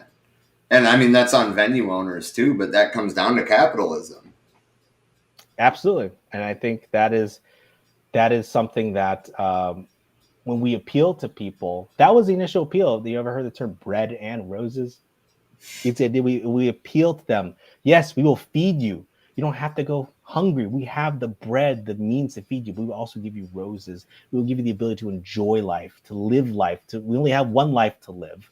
It needs to be a life worth living, right? Not just this insane rat race that's completely, again, arbitrary and just artificial, right? So that's why I think about my daughters, and I'm like, at some point that's going to change, right? Like, at some point she has to get a job to like pay the bills, right? That will change, right? And you're kind of like, why is that, right? When we can just provide for people. And of course, that's private property. People are compelled to work, right? And Carl Sagan had a great line. I think someone asked him, he's all like, aren't you worried about finding like the next Einstein, and he had a great line. He's all like, I'm more worried about the fact that we lose the equivalent of an Einstein or someone even greater than Einstein. We don't even know it. We don't even know it because they just died some senseless death. They just died and toiled at obscurity. Who could have? They could have been dwarfed. Einstein could have been dwarfed 1,000 times over. We never knew about it. That's like the banality of it. And like, I read that, and I think AO asked, like, what's your definitive moment of radicalization? Like a moment like that kind of sticks with you. You're kind of like, yeah, that's true. There probably is so much potential out there that you never know because life just got in the way. And sometimes you couldn't even live a life, right? But life just got in the way, right? So like for me, like that's kind of gives you the fire to be like, yeah, we should just be living so much better lives. That doesn't mean we're nihilistic. Oh, life's not worth living. Like, life's plenty worth living. There's plenty to find despite the misery. But like, man, what couldn't we do beyond that if we didn't have this? And I think AO said about the poor mom with 3 boys. Like, yeah, I mean, military recruiters are. It's a huge class question. There's a reason why they're in poor neighborhoods. There's a reason why that happens. But also, they're in rural high schools. Rural too, high schools everywhere. But that's actually also a kernel of radicalization too. Is that there are huge class differentiations within the military that they don't want you to know about, right? There's a huge difference, which is, by the way, I'm a huge fan of Lower Decks for this reason, right? Because there's a huge difference between officers and enlisted and rank and file, right? And I was wondering how we were going to get to Lower Decks, and I love that it was through this comment. That's great. And Lower Decks get to that, right? Where I don't know if you guys know about the show. Mariners like, we do all the work, they take all the credit, right? They get better replicator rations than we do. They get the macaroni. They come back from the dead. They come back from the dead. They get macaroni with the breadcrumbs on top, and we get nothing, right? It's like, weird that they talk about this in a animated comedy from Rick and Morty, but they're getting at some very radical conclusions, meaning like, man, you're right, the Lower Decks does do all the work. How come they don't call the shots, right? Same thing with the military, is that actually my organization has had some success recruiting in the military. And many military members are open to a message of class struggle and Marxism. We just have to be able to reach them and understand that, that they're also being exploited on some level. And that doesn't mean that they're not part of imperialism. That doesn't mean that they're not part of a terrible system. But it's because of that system which is radicalizing them. And we should be able to win over those layers if we can, not to tokenize them, not to cater to them, but to win them over. It's like, yeah, you are being used. Stop being their lapdogs, right? And I think that's why a lot of them are actually tremendously open to radicalization politics. They have problems recruiting, problem retaining, right? The military is scared to death of what happened in Afghanistan, the debacle of U.S. imperialism, because they're losing the confidence of people that said, wait, I lost a lot of people. I lost my friends. I lost my limbs. Fighting for what, right? That's incredibly dangerous when you start losing those veterans that thought they were doing something else, and all of a sudden they realize that's not true at all. And in fact, they're just literally just thrown aside, cast aside. That's radicalization. We can win over those elements. Just like during the Vietnam War, those GIs came back. There is a huge movement that said, we won't die for another rich man's war. And those are GIs in uniform. That's incredibly radical. And by the way, that scares the shit out of the ruling. That's exactly what they don't want. Well, yeah, look at how they want cracked that. down on the anti-war movement. Yeah. That's exactly why. They were terrified. Right. And we need They're to be able to literally win trying them. to criminalize people for coming home from war and being like, wait a minute, do you realize what the fuck we're being forced to do over there, and for what? For what? For what? For what? For whose gain? Because we didn't gain anything from that. And you don't have to, and the crazy thing, not crazy, but the thing that's amazing is that you don't have to be a Marxist per se to make that statement, right? But that gives us our opening to tie all those types of things. You're right. You're right. You're exactly right. You went out there for nothing, right? What did you achieve? That gives you the opening, right?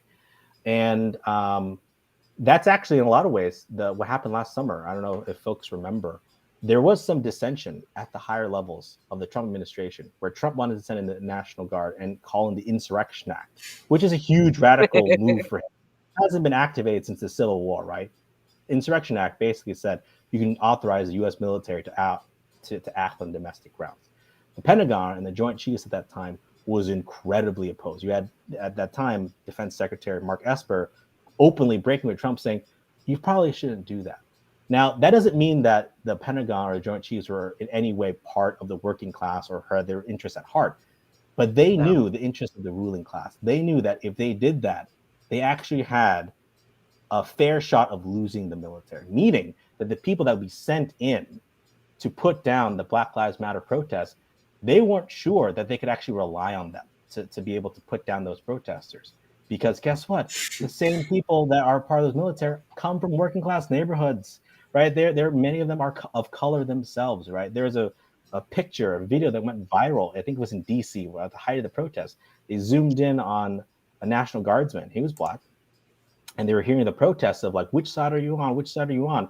And you kind of see him just briefly looking back and forth. He was crying a little bit.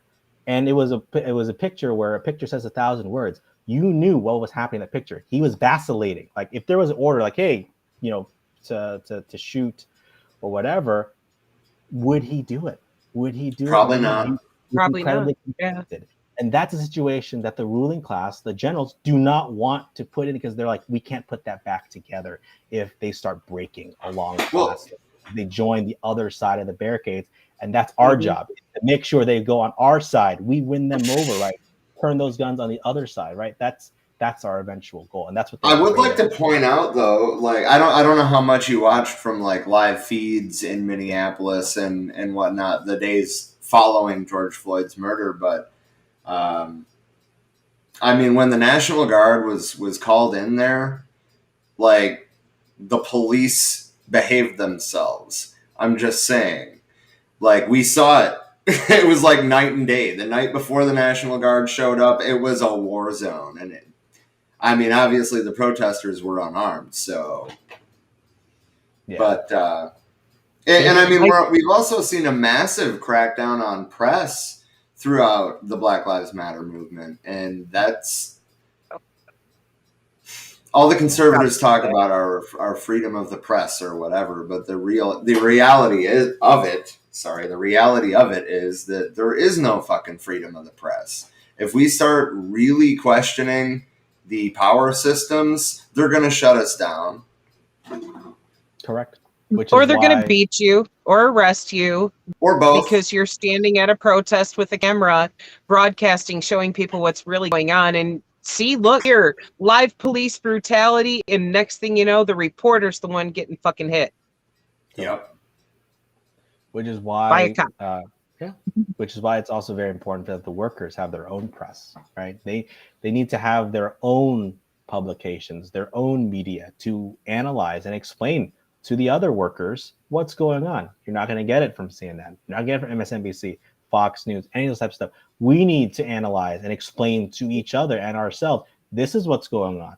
These are the class interests at play. Whose side are you really on, right? So again, goes back to the organization, an organization to actually have a press, put out the papers, put out the publication, analyze the events, because it's actually one of the most important things is to get those ideas into people's hands and in their heads. That's a big part of why we started this organization, actually, because there was nowhere that we found on Facebook where you could go and interact with people regularly and get information. I mean, I don't know. I don't know. When I was trying to radicalize, I didn't get anything from Facebook. There was, I mean, I looked. I didn't find anything really. I mean, now there's other people doing the same thing, but we're limited by Facebook itself in that matter, which is why we're trying to, like build a website where we can just host our videos on there. We will lose the live functionality whenever that happens, but if Facebook censorship keeps on the way it has been, then it's probably not that far off.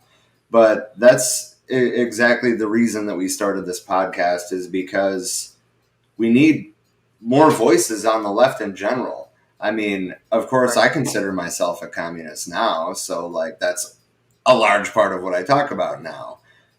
But coming into this, I was pretty new to the real left anyway. Like not Bernie Sanders, but like. And that's okay. No one's born a revolutionary. And if someone Right. said they were born revolutionary, I would be incredibly suspicious. You sound like a cop. You sound like an infiltrator. Right. No one's born this way. We have to learn these ideas, right? We have to learn through experience and then learn like, wait a minute.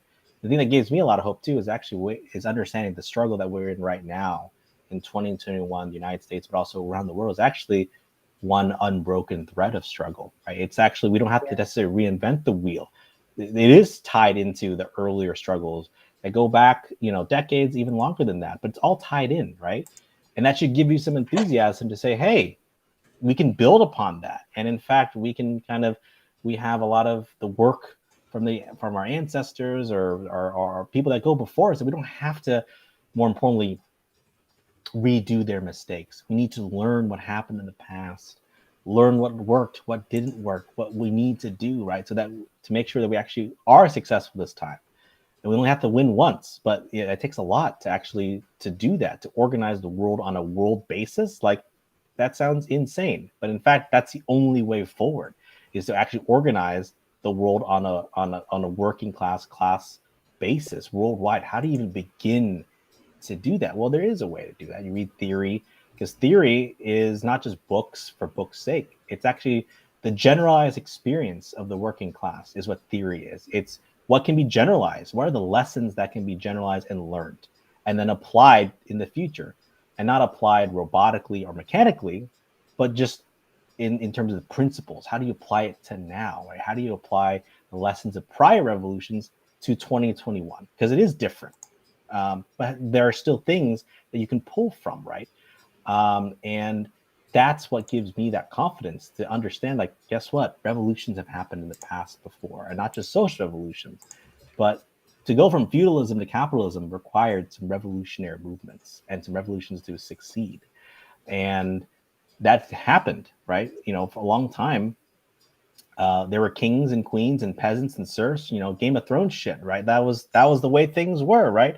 Until it wasn't, right? Until, who needs a king? Who needs a queen, right? We have freedom now, but that freedom was incomplete freedom. It was a freedom like, yes, you're free, but now you're free to sell your labor power. Now you're free to be a wage slave, but you're not a serf anymore. You're not a peasant anymore, right? It was development in human history, right? And in the same way, socialism is the next development. It's well past due. Like, yeah, we should not do this anymore. We should go up to the next level, right? So when you put it in those terms, it doesn't seem so far-fetched. It doesn't seem like the end of history, which is what the capitalists want you to think. Like, this is it. This is the best we're going to do, right? And clearly we know that's not true. And we know that things can change. But they're telling you nothing can change. It's impossible to think things can change. It's always going to be this way. And you're kind of like, actually, no, it's changed a lot. Like, What are you talking That's a about? very ingrained thing for some people, though. Like the ability to see past capitalism is not there. And I mean, I kind of get it because prior to actually like starting to look at some of the issues on their own, you know, race, class, gender, so on, especially class. I mean, most of my lived experience is class struggle. I mean, we didn't have money growing up. We were always wondering, you know, like, are we going to have enough to cover all the bills this month? And I mean, as an adult, it's not like, I mean, I'm doing better now than I ever have, and I'm still struggling. Like, Yeah. Right. And you share more in common with a worker anywhere else around the world than another quote unquote like white person here, right? But that's how racism particularly is used to divide the working class, right? To confuse people, like, well, you know what, like we're all in it together, right? You know, white people got to stick together, Asian people got to stick together, black, you know, all this type of stuff. They're used to divide the working class and understand and to avoid the basic question, like, wait a minute, we're all being exploited. Right. But racism is still an incredibly powerful tool.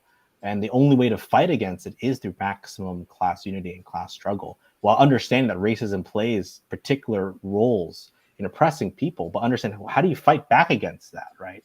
And I think that's what they're really afraid of, is to realize, like, wait a minute, if the poor workers in this country realize that they have share far more in common than every other worker in every other country, and that they're not special because they're behind this artificial line, this artificial barrier, then the jig is up, right? But they do everything to make sure that doesn't happen. So you got the flag waving, you got Yep. the chauvinism, you got the Pledge of Allegiance, everything is saying you're special, right? And here's the thing, that is not insurmountable. And it's not insurmountable because we have a lot of help.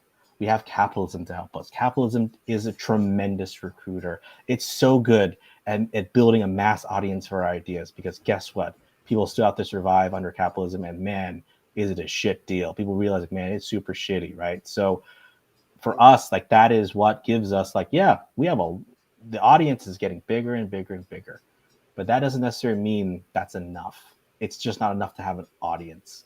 If only it was that easy, Right. that capitalism was just bad enough and then it'll just end itself. If that was the case, then we wouldn't have to do anything. If only it was that easy. But we do have to do something. We have to do active things to actually make sure it actually is ended.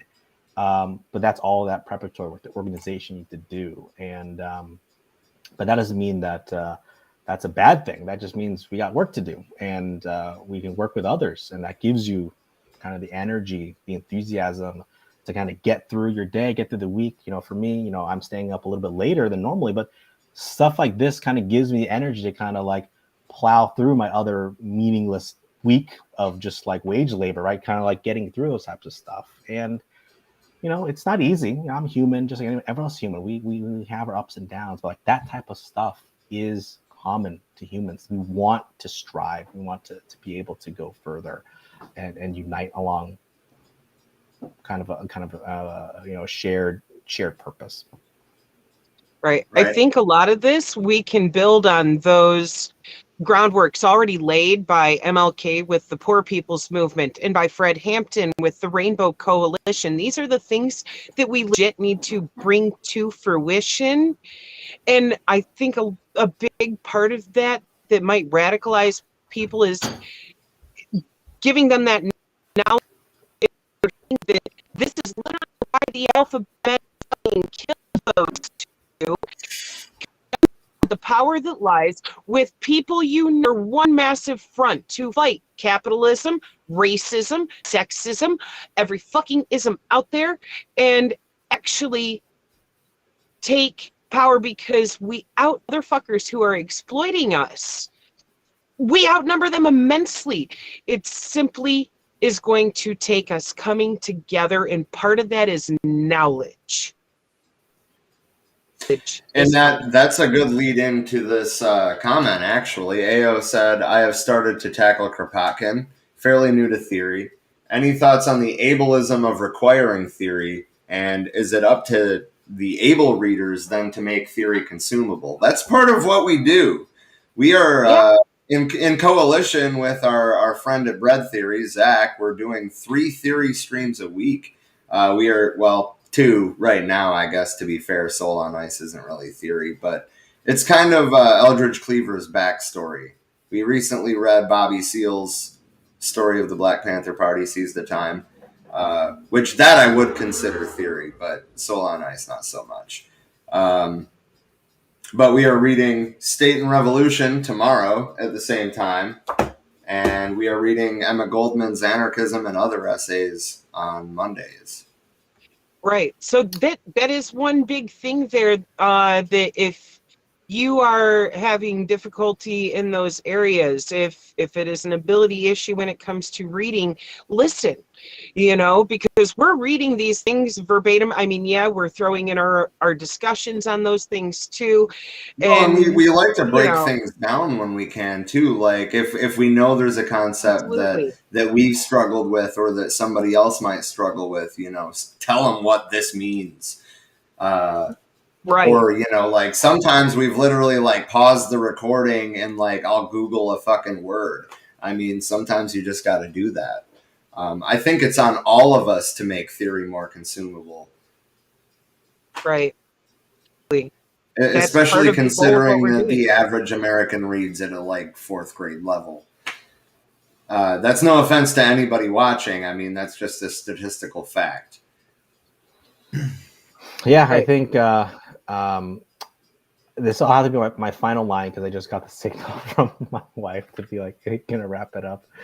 She just came down the basement stairs, like, hey, you're gonna wrap it up. But yes, I think this is the beginning of, of people talking to each other, and that's the most important thing.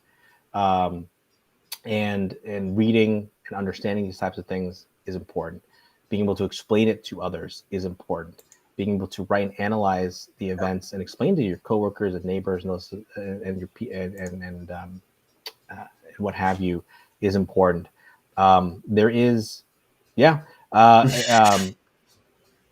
have a particular tendency. So there is a reason why I'm a particular tendency, but I'm not going to get into that tonight. I think this is just kind of a general basis to kind of talk about those types of things. And there are differences between different tendencies. There's a reason why you organize a certain way. But at the same time, I think to the extent possible that people are open to anti-capitalism, socialism, communism, Marxism, terms that have historically just been completely sullied, and just people have been scared. They've just been scared because they've been taught it was literally the devil underneath their beds until they realize like the devil that they wake up to every single day is actually far worse, right? That for us gives us the energy. I'll end with just what I said earlier is that I have revolutionary optimism, not because I just believe in things will just get better because, or that I always look on the bright side. Revolutionary optimism is we recognize the dynamics of capitalism, why it's operating, why it's failing.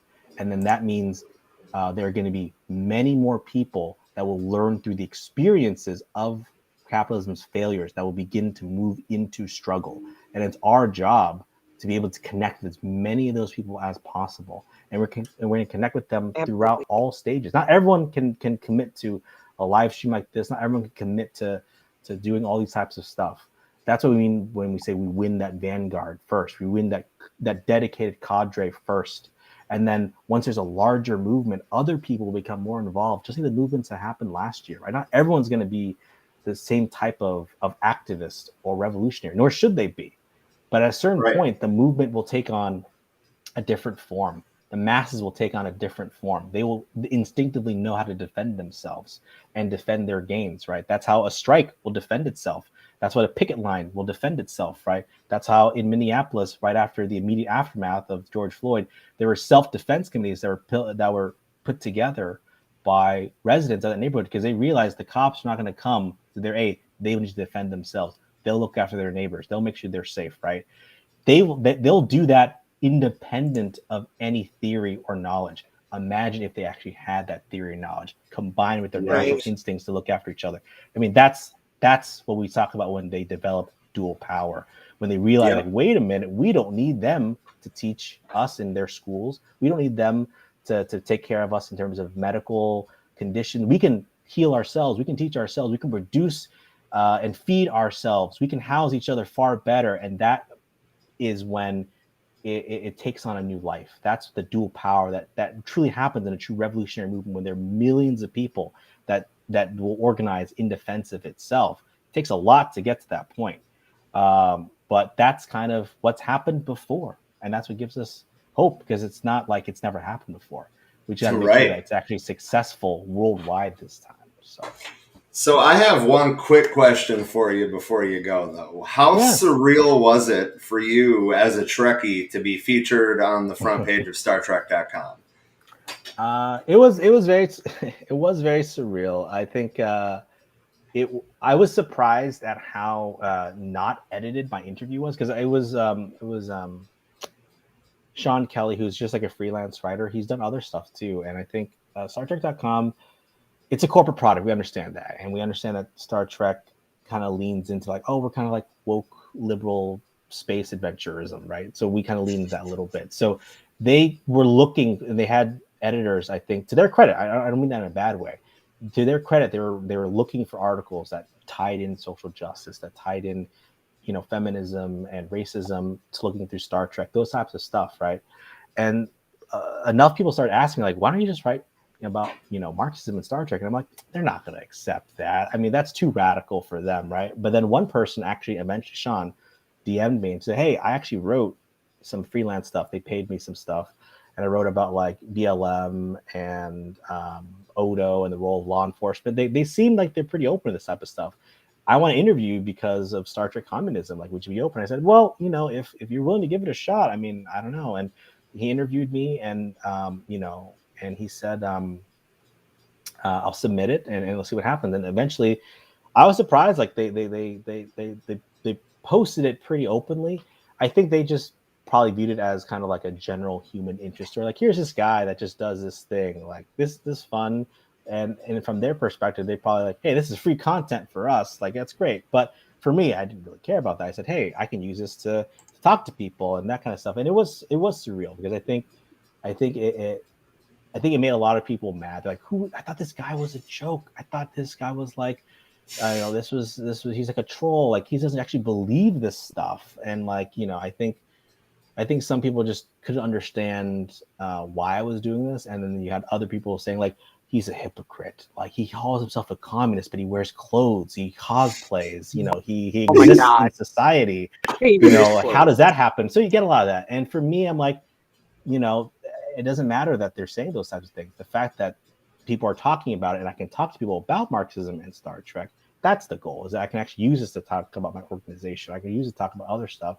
So it was nice. So I think for me, it actually kind of gave life to my fandom, because like, now I'm like, oh, I can go to a convention not just for Star Trek, but I can also talk to other people who are also like commies, but like now they're more open about it. Like, that's great. Like, I call myself the Star Trek communist, but like, I have under no delusions I'm the Star Trek communist. It's just kind of a tool to say, hey, there are many other people like other Star Trek communists out there. Let's talk about it. Like, it's fun. So that's why I'm looking forward to actually to go to, hopefully, pandemic willing, Mission Chicago next year, because it's not just to go there for Star Trek, but now like knowing that there is an echo out there, like to meet other fans, that's great. And guess what if it happened in other fandoms? Is there a Star Wars communist out there? Is there a Babylon 5 communist, the Lord of the Rings communist, Dune communist? Why couldn't there be, right? Like, fandom is a work of human labor and creativity. Like, why shouldn't we read things, radical, revolutionary view into these types of things? Like, it shouldn't be this thing. And it's like, so it was a little surreal just seeing the response. And then it was surreal to kind of get like YouTubers like, like angry at me and like do videos that are angry at me and saying like, this guy is a hypocrite, how dare he? But as long as they're talking about you, that means there's enthusiasm, and there's a conduit to talk to other people about it. So by all means, continue to talk about this Star Trek communism, because guess what? I'm not the only one. That's the point. Like, and for me, it's just, if this is a way for me to talk to people, like, let's do it. I mean, who says we can't have fun or actually talking about these types of things? And I think that's what gets people thinking, is that this guy is actually serious, and he's also a huge dork too. Like, look at me. So I mean, that's the thing. It's both, right? It's dialectical. So what can I say? All right. Well, this has been awesome, frankly. I thought that we were going to have to be doing a whole lot more talking than we did, but you pretty much, like, the things that we were going to ask, you touched on anyway. Right. So, well, I mean, I appreciate you guys having me on. I think what you guys are doing great. Let's be on again because we can talk about all of this stuff because guess what? People want to talk about this type of stuff. They just don't know how to yet, or are not confident enough yet. But once you get people going, like that says something. Why do people want to talk about these types of things? Because it's a universal experience. That's the true power of it. They just try to do everything to make you forget about it and say, like, there's no way out. You can't do anything. That's just the way life is, right? But like, if you can talk about stuff, like, imagine once we be able to go to conventions and talk to other people in person, nerdy stuff like that. Like, there are other communists out in like all those fandoms, right? Because when you think about it, why do people gravitate towards sci-fi and fantasy worlds? A lot of it because they're thinking of a better world. they want to escape this fucking They want to escape this hellscape. world and imagine a better world, right? Like, why can't we get to a better world? And Star Trek, for all of its liberalism and contradictions, posits the fact that, in the future, we don't have to just work to survive. That they don't pay rent on the Starship Enterprise. They don't check for your health insurance premiums. They just give you a hypo spray. They just you can just live, and that is in and of itself a very radical scenario. It's a very radical proposition. And then people are like, how do we get there? And that's where we come in. Like, there's a way to get there. It's not just a TV show. It's not going to be exactly like Star Trek, but like, why can't we just have what they have? Seems to work. Why can't we get there? So that's the kind of the secret sauce when you can talk to people about your interests, and your interests are both nerdy and revolutionary too. So yeah, right. I have to go, but thank you, everyone. One thing that they made. Sorry, go ahead. Before you go, one more thing. That was one thing they made very adamantly clear in First Contact. When they go back time and Picard is talking to I can't remember her name, the woman scientist who was Lily Sloan helping Lily. Thank you. Lily. And tells her flat out, like, we don't have an economy. We don't have money in the future. The pursuit of wealth no longer exists. It's no longer because we're bettering each other and bettering life for all, and literally lays out like these things that are happening right now is what leads to that, because it takes the unity of the world that happens with this first contact with another alien civilization for people to actually unite in a way that they've never seen before. But a big part of that was the collapse of their system, World War III, the whole 9 yards of, like, these things are the groundwork of actually getting there, because they had to actually watch capitalism die first. Right. And that's kind of where we're at now. So Picard sounds like quite the communist when he says that, right? It's in my Twitter bio, right? Like, the acquisition of wealth is no longer the driving force of humanity. We seek to better ourselves and the rest of humanity. Some communist in space is my Twitter bio, because it's true. He sounds like a communist, right? Amazing how that is. One truly last thing before I do have to go, and I think I'll say this though. I think some people do say that oftentimes, like, well, to get to the Star Trek future, you had to go through a World War III. You had to go through like the post-atomic horror. You had to go through all these terrible things. Therefore, is that what you're saying? We have to go through World War III could be the global revolution. I'm just saying. Right. And I would say, actually, and I would say, no. I would say, personally speaking, no. In fact, we want to avoid that. And in fact, it's eminently avoidable, because the power of the working class right now, the world proletariat, the people that count themselves as members of the working class, is the greatest ever been in human history. It actually has tremendous power already. It doesn't have to go through the process of destroying the productive forces to do that. And in fact, that's no guarantee that the destruction of the productive forces will lead to a revolution. It could lead to reaction, right? It could lead to another thing. That's why World War I was a great slaughter that Lenin railed against. And same thing, World War II. World War II was a direct because of the working class not being able to take power in Germany, in Hungary, in Italy. It was the failure of the revolution to expand out from the Bolshevik Revolution, which led to the rise of fascism. It was the failure of the German Revolution twice that allowed fascism to rise, right? So in a way, it was the failures of the revolutions of the working class to take power which allowed the complete slaughter and the carnage that was World War II to happen. And in a lot of ways, now the world is organized in a way where World War III, because of nuclear weapons, it's incredibly unprofitable for capitalists to destroy the world because there won't be a world left to profit from. But that actually means there's tremendous opportunity for the workers to be able to actually win and take power without having that cataclysm. And we shouldn't have to go through that cataclysm. The workers have all the power already. Right. The world part isn't necessary. It's the seeing capitalism itself crumble and people struggling to actually survive in that capitalist society. I mean, it was looking like a Mad Max type society that they went back in time to.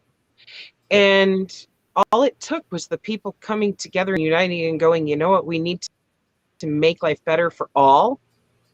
That actually led them through that door. Yeah. It was beautiful. Anyway, I know that you gotta go, so yeah. Don't get in trouble, man. No. I appreciate you taking the time. Thank you for having me on. It was great. I know that we can talk for many more hours, and love to be back to do it again. And the audience chat was great. And thank you for doing this. So I really appreciate it, everyone. So thank you for coming on. Yeah, thank you. Thank you. It was awesome meeting you. Likewise. And I would have you back anytime, as often as you're willing to. These conversations absolutely need to continue, and this has been awesome. Thank you. That's right. Thank you, everyone. Good night. You too. Good night. Can I do my left hand? Let's see. Let's move the camera out where you can see. There we go. Giggity. Excellent. Live long and prosper. Live long and prosper. That was beautiful. So I see that David. I agree. I'm going to catch up with the comments, but it's about time for us to wrap it up too. David and Ao are talking about conquest of bread and mutual aid. Bread theory has an entire conquest of bread series where it's broken down into individual pieces, and he discusses it just like we do. So Zach is also we have a repost of that on forwearemany.org. Just there should be a search button somewhere. Search for conquest of bread. Mutual aid is on our to-do list. It's sitting right in front of me every time I'm sitting here. So far we have done the Little Red Book. Not the whole thing. We're going to come back to that and do it as its own thing. We will circle back, because we were pulling excerpts from that that we felt were of the most importance, and tying those into how to apply them to today's society and politics. And that was beautiful, honestly. That's one of the things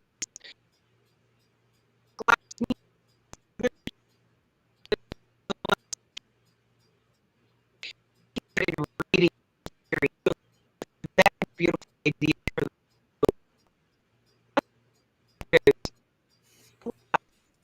Yeah, I mean, honestly, the book club is probably like the epitome of what we're trying to do here. So I actually really like what Ao is saying here. I find if I read and take notes as to how the idea pertains to us now, it sticks with me more. If I had a car and was on the road, audiobooks would be my go-to. But I mean, listen to the audiobooks and jot down ideas of how it ties into today. But no, that's a really good idea, and I like that.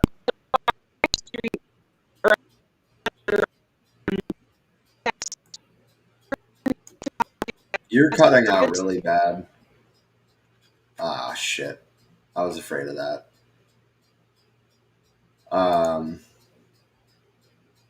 It's knowing how it is. China knows how it is. Billionaires do not run the economy. The people do. Fucking exactly. The people run the economy. China knows that. That's why I consider China socialist. Right. But yeah, anyway. The family, the family soup TV said, "New phone. Who's this?" If you're still watching, dude, hell yeah. I've watched a lot of your streams from Minneapolis, and Natalie said, "Thank you." Earlier, Natalie Also, said the family discussion and soup. breakdown is What's very up? helpful. Hell yeah. Yeah, I saw that. Yeah, family soup. This is Zen.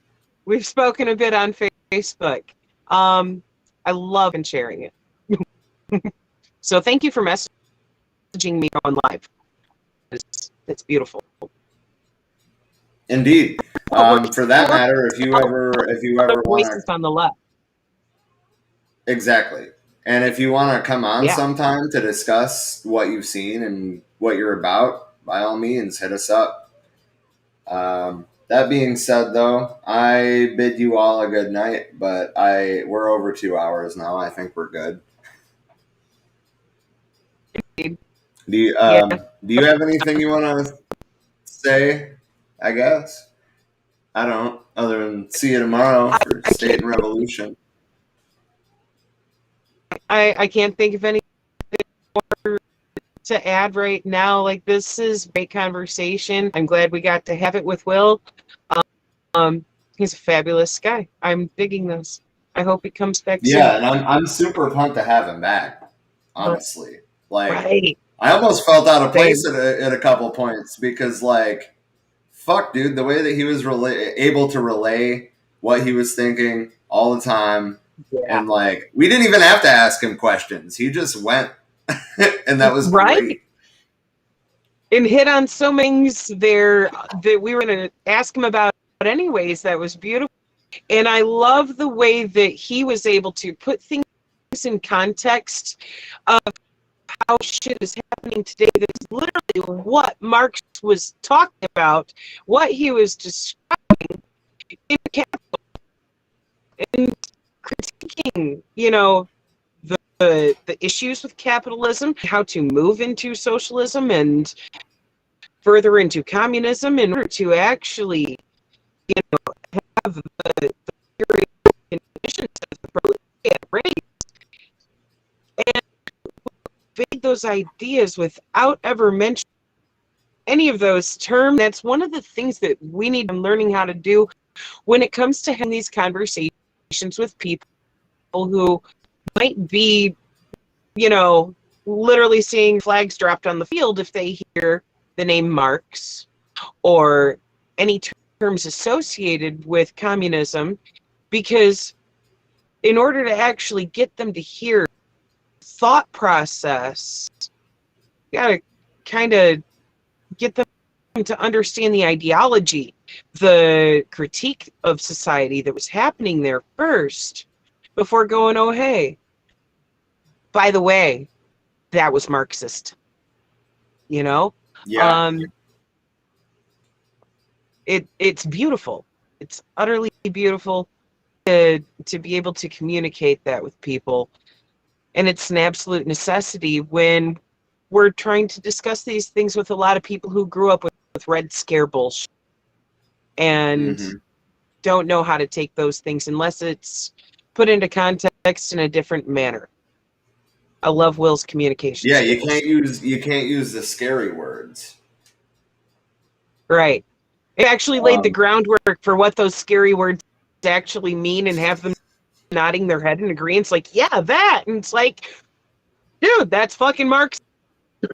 Then burst their bubble. Yeah, for sure. Anywho, an awesome night. Anywho. Yes. Thank you, everyone, for joining us.